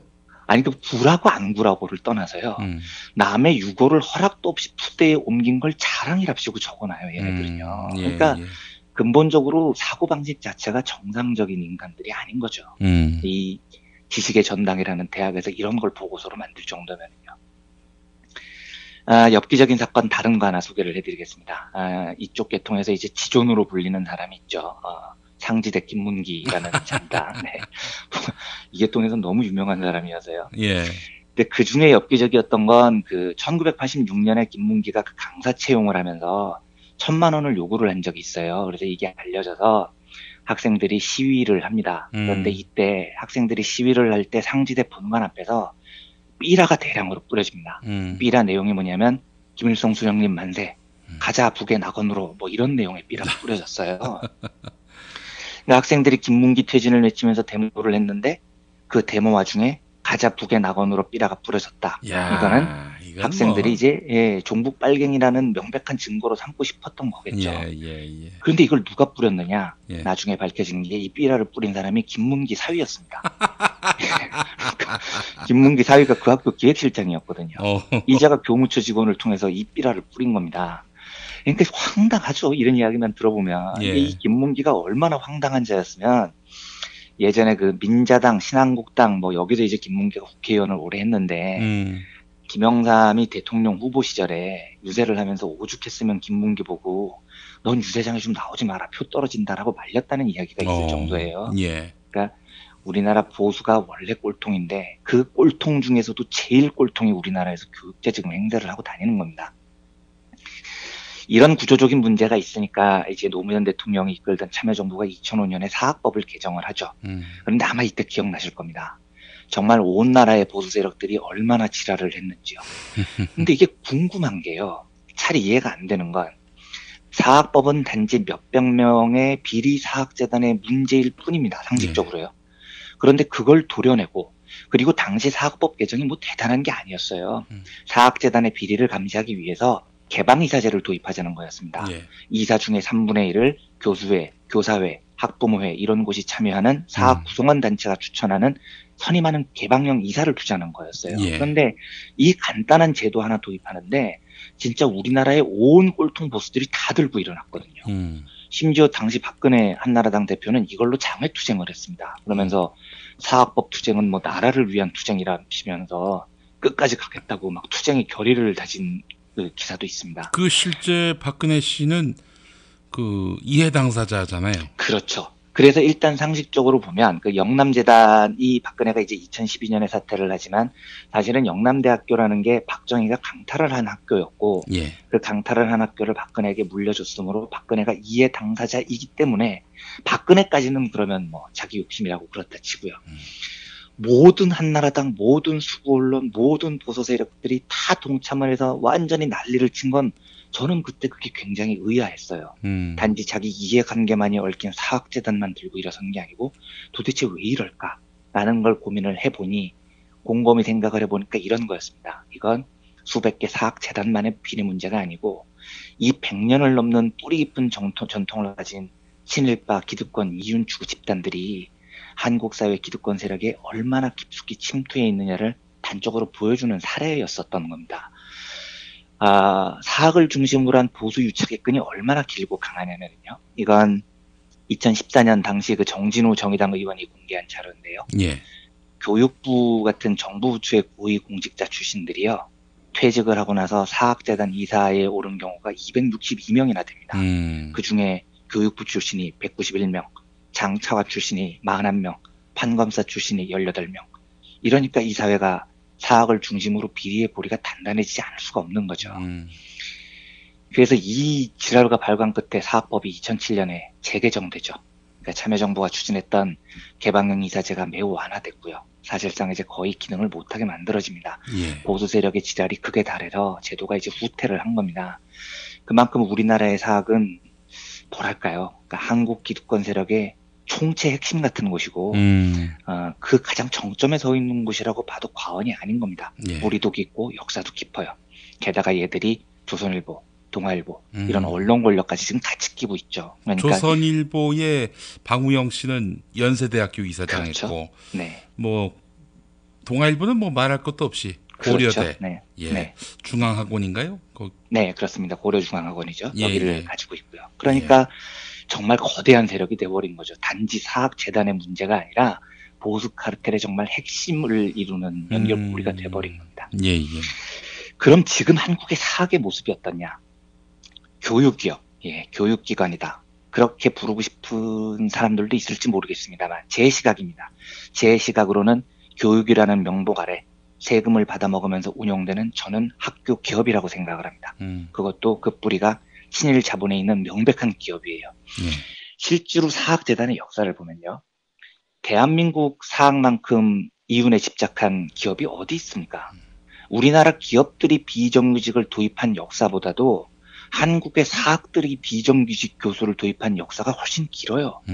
시간 강사만 있는 게 아니잖아요. 겸임 교수, 비정년 교수, 계약직 교수, 별의별 비정규직 형태를 가장 먼저 고안해낸 게 한국 사학입니다. 이걸 어떻게 교육기관이라고 부를 수 있어요? 누가 봐도 이윤주형 기업이죠. 여기에 요즘 이명박근혜 시절에는 한국 사학들은 대놓고 돈 안 되는 학문은 안 한다. 이걸 떳떳이 얘기를 하잖아요. 학문의 기능을 포기를 합니다. 인문학 무식풍토를 누가 주도를 합니까? 사학이 주도를 하고 있는 겁니다. 이걸 저는 교육기관이라고 못 부르겠어요. 명백한 기업이죠. 그런데 한국 사회는 이 명백한 기업형 이윤 추구 집단에게 막대한 세금을 쏟아붓습니다. 국가 지원 보조금도 쏟아붓죠. 이걸 또 중간에서 사학재단 가문은 비리로 떼먹고요. 며칠 전에 그 한겨레 신문 보도를 보니까 정부가 올해 안에 사학법 개정안을 만들어서 사학법 개정을 다시 추진할 모양이라는 보도가 나왔더라고요. 그런데 안 봐도 비디오죠. 이 개혁에 보수 세력들이 또 얼마나 지랄방을강을 할지 앞날이 정말 훤히 보입니다. 그리고 굉장히 험난한 길이 될 텐데 적어도 우리 한국 사회가 교육을 이윤 추구형 비리 집단에게 맡겨서는 안 된다는 합의 정도는 충분히 해낼 수준이 됐습니다. 그래서 2005년 개정된 사학법이 2007년 박근혜 일당에게 밀려서 다시 후퇴한 이 역사적 경험을 반복해서는 안 된다는 겁니다. 예. 부디 이 문제가 언제 본격적으로 공론화될지는 모르겠지만 교육 환경만큼은 자본과 이윤이 판치지 않는 순수한 공적 교육의 장이 되기를 저는 정말로 소망합니다. 예. 그런 면에서 앞으로 진행될 그 사학법 개정 또 교육 개혁에 대한 열렬한 지지를 보내면서요. 그 장도가 이번에는 꼭 좋은 결실을 맺었으면 좋겠습니다. 그래서 교육부가 사학 비리를 발표한 것도 있고 앞으로 문재인 정부가 사학법 개정안을 만들 거라는 소식도 있고 해서 이윤 추구형 기업들이 장악을 해왔던 한국 사학재단의 모습을 살펴보는 시간을 가져왔습니다. 예. 아이고, 종교 사학들도 그래요. 정말 목숨 걸고 싸웠습니다. 예. 네, 그렇죠. 그래서 사학법 개정 저지를 위해서 십자가를 지는 순교의 정신을 가지겠다 해가지고 이제 전에 그 최성규 목사라고 그 인천 순복음교회 목사인데 조용기 목사 제자고 이 사람이 십자가를 지는 퍼포먼스를 냈는데 교육법 개정 때문에요? 예. 그 십자가에다가 바퀴를 달았어요. 예. 그것도 무거워서? 네, 무거워가지고, 예. 퍼포먼스를 해도 좀 잘하죠. 예수님께서 그 고난의 십자가를 지시고 골고다 언덕에 올라가셨는데, 그 퍼포먼스를 흉내를 내면서 그게 무거워서 바퀴를 다니까. 이런 바퀴들, 제가 그들을 그 이후로 바퀴로 보고 있습니다. 예. 알겠습니다. 우리 이완배 기자님, 조만간 한번 그 카카오뱅크도 한번 이야기해 주시겠어요? 알겠습니다. 제가 조금 더 한 며칠 정도 보고 싶었었는데요. 카카오뱅크의 발전 속도를 보고 이번 주 내로 한번 소개를 해드리도록 하겠습니다. 워낙 찬사 어린 기사들이 쏟아져 가지고 그 여과 없이 소개를 하고 있는 저 자신이 좀 많이 의아스럽고요. 그래서 어떻게 봐야 할지 이걸 이완배 기자님께 한번 좀 지침을 들었으면 좋겠다 해가지고 저는 한 반 정도 긍정적이고 반 정도 우려스러운 부분이 있습니다. 그런데 고민을 조금 진행을 해본 다음에 이번 주 내로 따로 한번 말씀을 드리겠습니다. 알겠습니다. 기대하겠습니다. 자, 이완배 기자님 오늘 수고하셨습니다. 네, 감사합니다. 8월 7일까지 전 품목 10% 휴가철 할인 이벤트. 전시장에 방문만 해도 선물을 준대. 슈앤침대가 고민을 들어준다고? 편안한 저자리의 친구 슈앤침대. 그렇게 편안하니? 업계 최초 2주 체험 정책으로 유명한 슈앤침대. 더 편한 천연 통가죽 면피 소파도 출시하였습니다. 전시 체험장으로 오세요. 더 많은 혜택이 기다립니다. 어디에 있다고? 딴지마켓에 있네.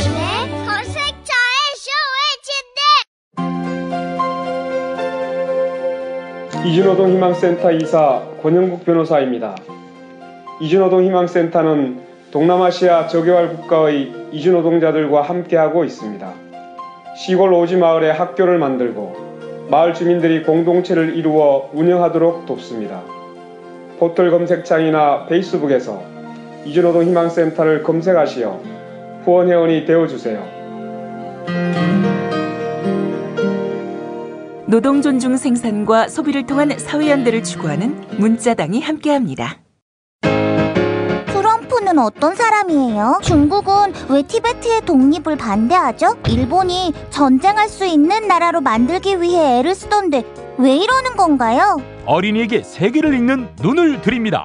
처음 만나는 국제뉴스 완전 정보. 왜 스웨덴 등 북유럽 국가는 복지 혜택이 많을까요? 이스라엘은 왜 수시로 팔레스타인을 향해 폭격과 테러를 서슴지 않을까요? 왜 남미에는 미국을 싫어하는 나라가 많아요? 이 모든 고민을 시사평론가이자 문화학 박사인 김용민 아저씨가 풀어드립니다.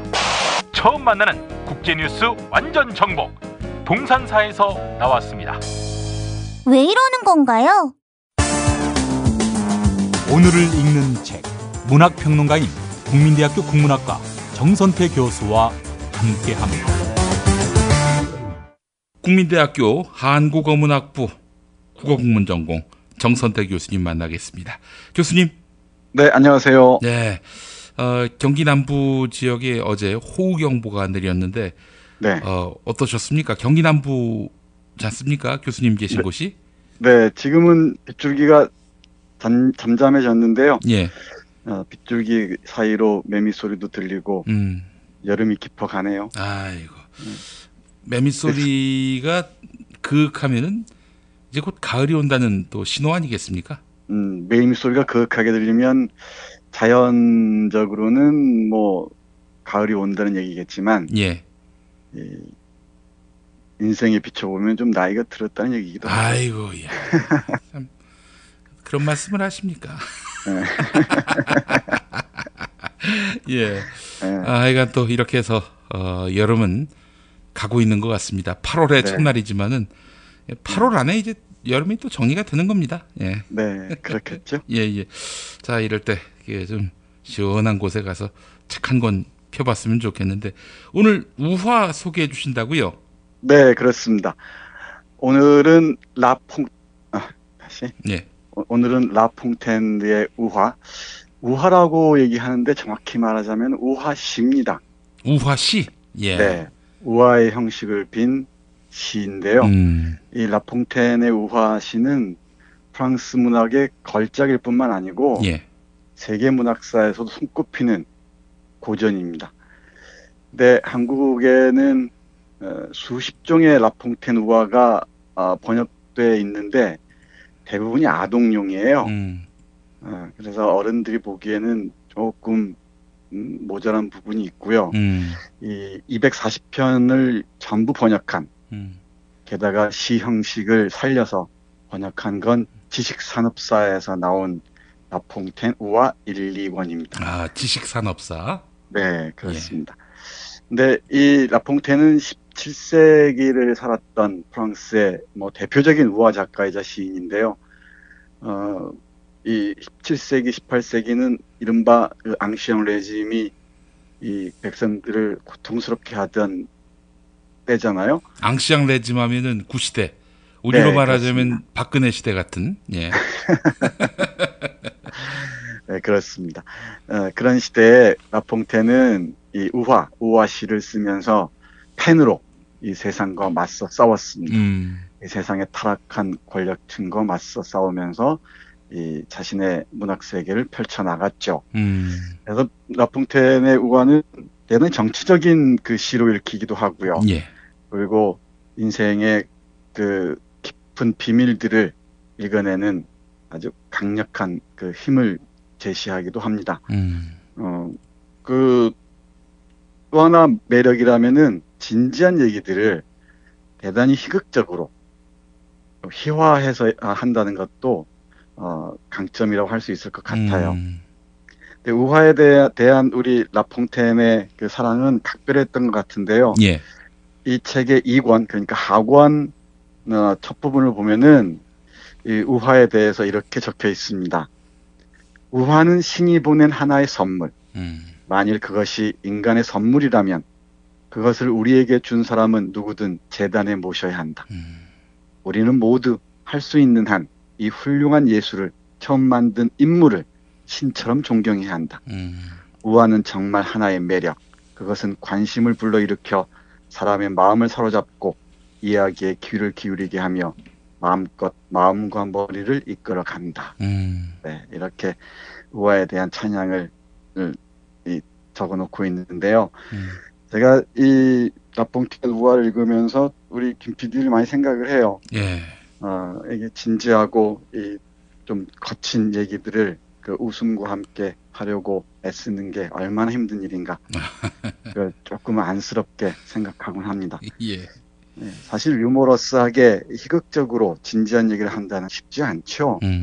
대단히 어렵습니다. 뭐 직접 경험하시겠지만, 그러니까 제가 그 김용민 브리핑을 들으면서 뉴스 듣기 능력 평가나 문통방통 듣다 보면은 이 짧지만 이 원고를 쓰기 위해서 얼마나 이 고생을 할까 생각하면은 잠이 안 옵니다.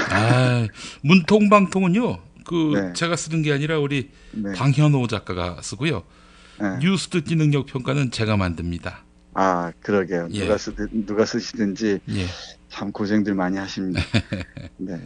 우리 시대에 이 시사 광대가 해야 할 몫이라고 생각하지만 그럼에도 참 노고가 많다는 말 꼭 드리고 싶습니다. 아이고 감사합니다. 네, 제가 오늘과 내일 두 차례에 걸쳐서 라퐁텐 우화를 여러분께 소개해 드릴 텐데요.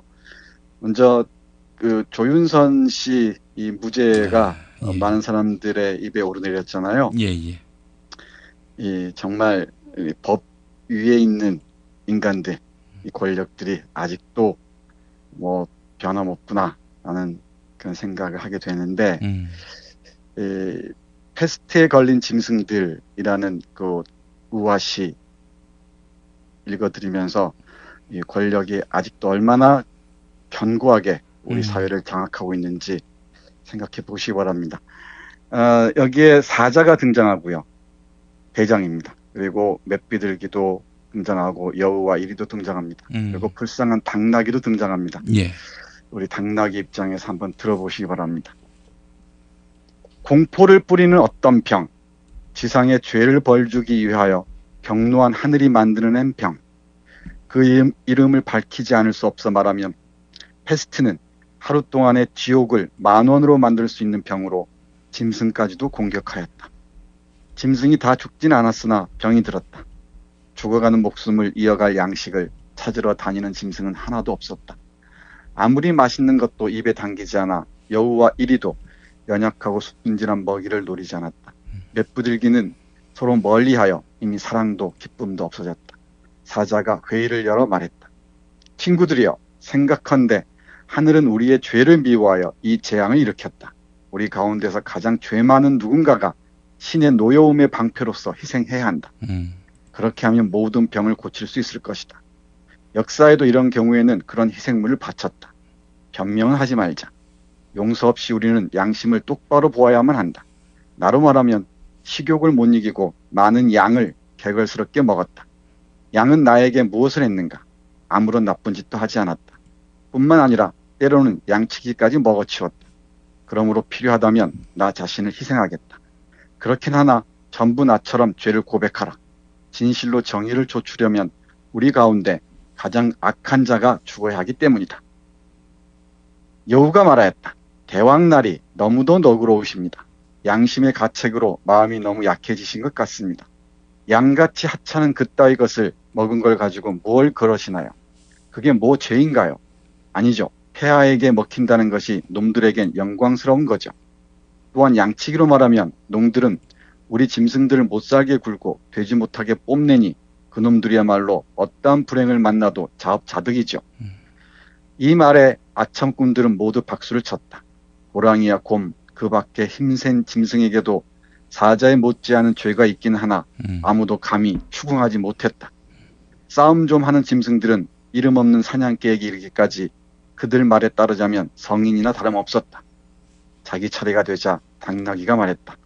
생각해보면 언젠가 풀밭을 지나다가 배가 고파 마침 보드라운 풀도 있고 거기에 또 악마의 부추김 때문에 그 풀밭의 풀을 혓바닥만큼 먹었습니다. 아무 권리도 없으면서요. 그래서 솔직히 말합니다. 이 말을 듣고 모두 당나귀를 욕했다. 법정서기 경험이 있는 1인은 장광설로 미천하고 불결한 놈이 모두 화근의 씨앗이므로 저주받을 짐승을 희생으로 바쳐야 함을 논증했다. 결국 당나귀는 조그만 죄로 교수형을 선고받았다. 남의 풀을 먹다니 용서 못할 죄다. 사형밖에는 그 큰 죄를 씻을 길이 없어 당나귀는 그대로 당하고 말았다. 세도가 있느냐 없느냐에 따라 법정의 판결도 유죄냐 무죄냐가 되는 것이다. 네, 이렇게 마무리됩니다. 예, 사자의 그 커다란 죄, 양들을 먹어치우고 양치기까지 먹어치운 것은 조그만 죄고요. 우리 보드라운 풀 조금 뜯어먹은 당나귀는 엄청난 죄를 지었다는 이유로 사형을 선고받습니다.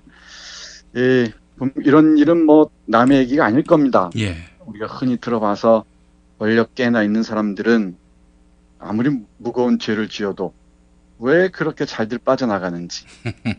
하지만 힘없는 사람들은, 당나귀 같은 사람들은 조그만 그 흠결에도 금방 징치를 당하곤 하죠.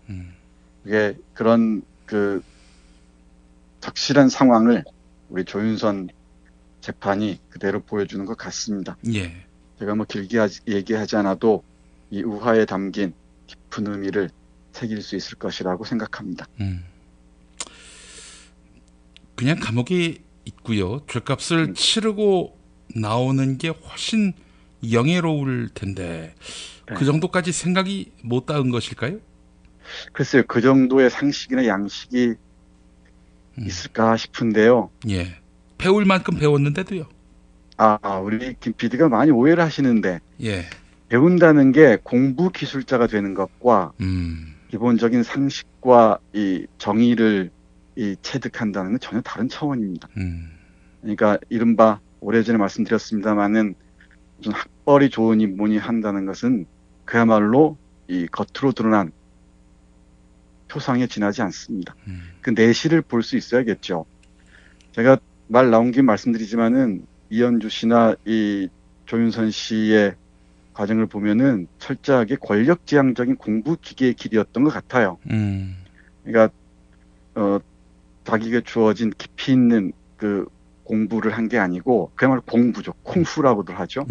그러니까 몸과 마음을 함께 닦는 그런 공부가 아니라 자신의 출세를 위해서 사다리를 오르기 위한 하나의 수단으로서 공부를 받아들였던 것 같습니다. 예. 그 공부 기계들이 우리 세상을 이렇게 힘겹게 만드는 모양입니다.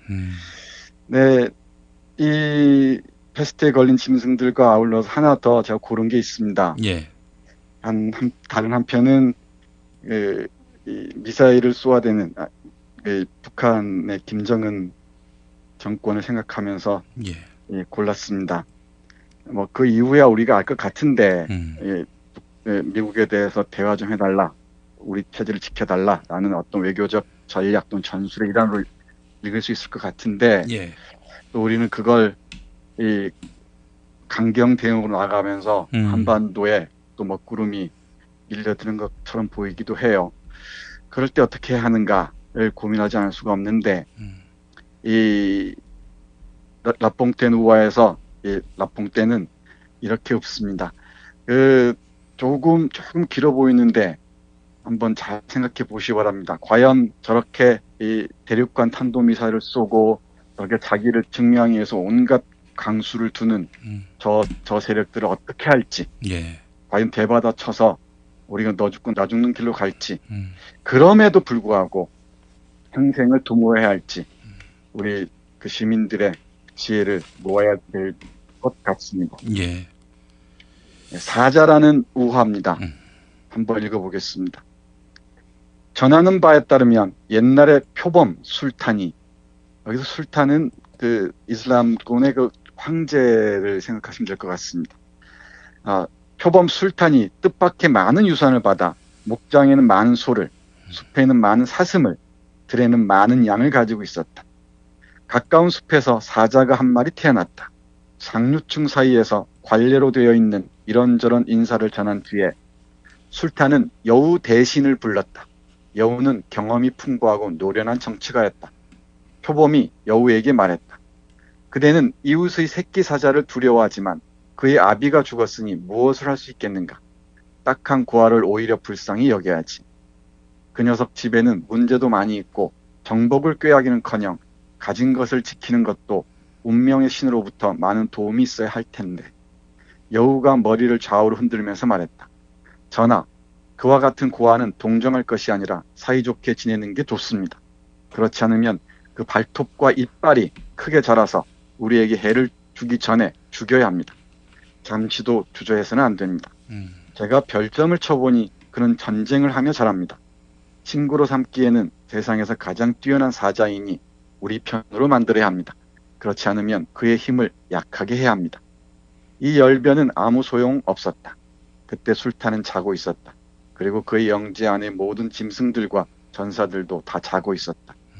그래서 결국 새끼 사자는 완전한 사자로 자랐다. 당장 그에게 경종이 울려졌다. 소동은 도처에 퍼졌다. 이에 대해 자문을 받은 대신은 한숨을 푹 쉬면서 말했다. 폐하는 왜 저 사자를 화나게 하셨습니까? 이젠 수습할 길이 없습니다. 수많은 사람들을 불러서 도와달라고 해도 소용없습니다. 구원병이 많으면 많을수록 비용만 더 들고 그들이 먹어치우는 양을 더는 감당할 수 없습니다. 사자의 노여움을 달래주십시오.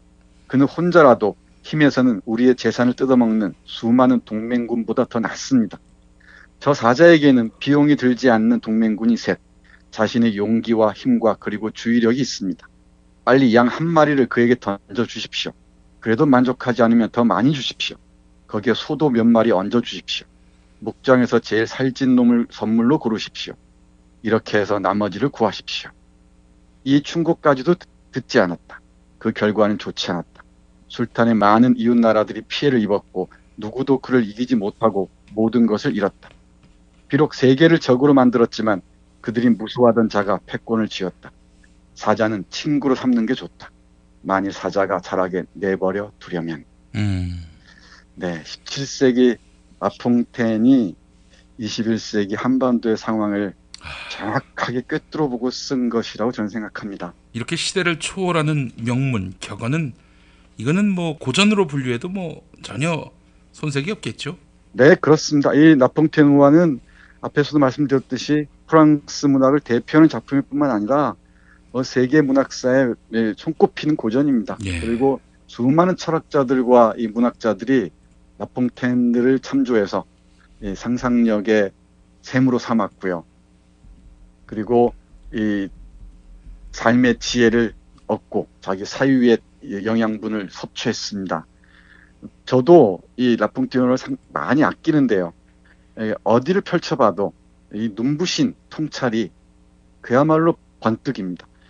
여기에서도 이 술탄 표범이 이 여우에게 묻는 장면이 있잖아요. 저 사자를 어떻게 할 것이냐. 그러니까 그 사자를 죽이거나 아니면 살려줘야 되는데 살려주려면은 우리가 좀 더 도와서 함께 나아가는 게 낫다. 그렇지 않으면은 다 죽는다. 라는 그 경계를 정확하게 꿰뚫어 보고 있는 것 같습니다. 제가 오래전에 이 라퐁텐 우화를 읽었는데요. 예. 이 메모가 이렇게 적혀 있네요. 햇볕 정책의 길은 하고 물음표가 적혀 있습니다. 예. 과연 이게 퍼주기라는 것으로 이게 다 정리가 되는 것인지, 예. 아니면은 정말 저 길길이 날뛰는 그 철모르는 사자를 어떻게 길들이기 위해서는 어떻게 할 것인지, 과연 어떤 방향에 오른 것인지 이 라퐁텐에게서 교훈을 얻을 수도 있을 것 같습니다. 예. 참 그렇기 때문에 햇볕 정책을 뭐 퍼주기 정책, 핵무기 개발에 전용을 하게 만든 이적 행위, 이런 식으로 이제 매도하는 자들은 정말 뭐 논할 수준의 것들이어야 말이죠. 참 네. 암담합니다. 네, 네, 길이 조금 멀고 아득하더라도 그래도 대화를 해야 한다고 저는 생각합니다. 예. 이 강대강으로 맞부딪히면은 이 우화에서도 얘기하듯이 결국은 이웃에 있는 그 사나운 동맹군들에게 다 먹힐 수밖에 없습니다. 예. 우리 그 한반도에 사는 사람들의 지혜를 모아서 피를 보지 않고 여기에 그 무시무시한 무기들을 시연하지 않고도 우리가 함께 살아갈 수 있는 길을 모색해야 되지 않겠습니까? 예. 네, 저는 이게 쉽지 않을 거라고 생각을 합니다. 여러 가지 그 어려움도 있을 테고요. 뭐 곳곳에 이 복병들이 있어서 길이 그렇게 쉽지만 않을 텐데 그럼에도 우리는 평화의 길을 가야 한다는 게 제 생각입니다. 예. 이게 뭐 문학 공부한 사람의 여린 생각인지도 모르겠습니다만은 저는 한반도에서 어떤 비상 사태가 조성되게 된다는 것을 상상하기도 싫습니다. 예. 뭐 저희 생각도 그렇죠. 문학 공부 안 한 사람도 같은 마음입니다. 예. 네, 우리 애청자 여러분들 지식산업사에서 나온 완역본 라퐁테누와 읽으시면은 정말 수많은 그 삶의 지혜들 그리고 상상력의 실마리를 찾을 수 있을 줄 압니다. 예, 알겠습니다. 교수님 오늘 말씀 잘 들었습니다. 네, 고맙습니다. 김용민 파이. 오늘 저는 추미애 대표를 추미유 대표로 명명하고 싶습니다. 국민의당 박주선 비상대책위원장. 더불어민주당 추미애 대표에 대해 격한 분노를 표시하는데 증거 조작 사건을 두고 꼬리 자르기, 목 자르기로 묘사한 데 대한 것. 아무런 근거도 없는 허위 주장으로 검찰 수사의 레드라인을 설정하는 것은 제2의 이유미, 즉 추미애의 제보 조작 사건이라고 이름을 짓지 않을 수가 없습니다. 분노는 수사 결과 발표가 나온 시점 이후에도 그치지 않고 목을 잘랐느니 또 꼬리를 잘랐느니 입에 담을 수 없는 모욕적인 언사를 서슴지 않고 있는데 우리 당을 모욕한 거기 때문에 정치적, 법적 책임을 질 것을 요구를 합니다. 추미애 대표. 현재 이남 그리고 이녀 즉 총 4명의 야당 대표와 파트너를 이루고 있는데 까칠한 관계는 박주선 위원장 말고도 또 있었으니 바로 바른정당 이해훈 대표. 이 대표가 취임하자마자 했던 말. 동시에 추미애 대표도 집권 여당 대표로 포용의 정치를 보여야 합니다. 여당 대표인지 야당 대변인인지 분간이 안 됩니다. 그러나 따뜻한 관계도 없지 않으니 정의당 이정미 대표. 더불어민주당을 찾아와 한마디. 예, 어제 당선되고 추미애 대표님께서 트윗에 정말 빛의 속도로 축하의 이야기를 남겨주셔서 너무너무 감사합니다. 그렇게 해서 따지고 보면 맏언니 격이시다 이런 생각이 듭니다. 그러나 더 따뜻한 관계가 있었으니 바로 자유한국당 홍준표 대표. 추미애 대표에 대해 추미애 대표님하고 저는 사법연수원 같은 반입니다. 그러니까요. 말하자면 앞뒤에 앉았었어요. 예. 그러다 같은 반이라도 내 기억에는 2년 동안 말 한마디 건넨 적이 없을 겁니다. 아, 그래요? 예. 왜 추미애 대표에게 말도 못 꺼냈는가? KBS 냄비 받침에서 했던 말. 어려워서. 어려웠어요? 어렵죠. 왜요? 미인이니까. 아니 왜 얼굴이 미인이니까 뭐 말을 하게 되면 이거 혹시 다른 생각을 하고? 다른 생각으로 찝쩍거리나 이 소리도 들을 수가 있고 이런 거 내 기억으로는 추미애 대표님한테 2년 동안 내 말 걸은 일이 없을 겁니다. 한 번도요? 같은 말이네. 농담처럼 하는 말. 그래서 앞으로도 주 대표가 오해할까봐 말을 섞지 않으시려나. 팟캐스트 포털 팟빵의 김용민 브리핑 게시판에 올라온 글 소개합니다. 계산은 정확히님. 나쁜 짓 하고도 법의 보호를 받아 처벌을 피하는 많은 경우를 보면 나쁜 짓 저질러 손해볼 게 없구나 하는 생각이 듭니다.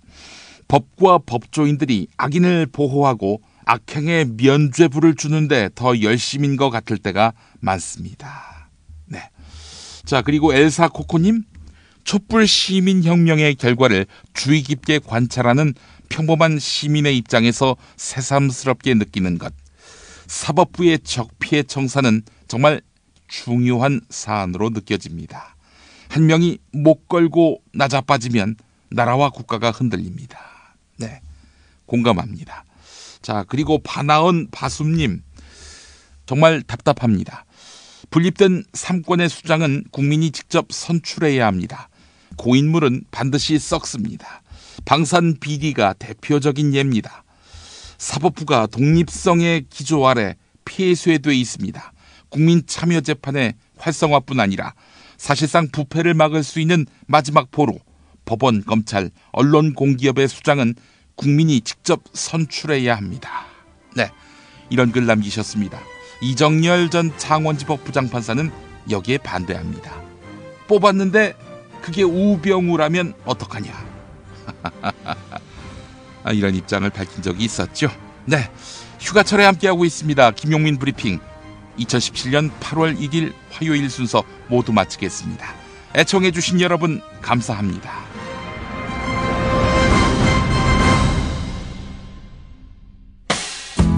김용민 브리핑과 함께한 시간 어떠셨어요? 다음 시간에도 보다 바르고 알차며 즐거운 정보로 여러분을 찾아가겠습니다. 팟캐스트 포털 팟빵에서 다운로드하기, 구독하기, 별점 주기, 댓글 달기로 응원해주세요. 잊지 마세요. 다운로드하기, 구독하기, 별점 주기, 댓글 달기.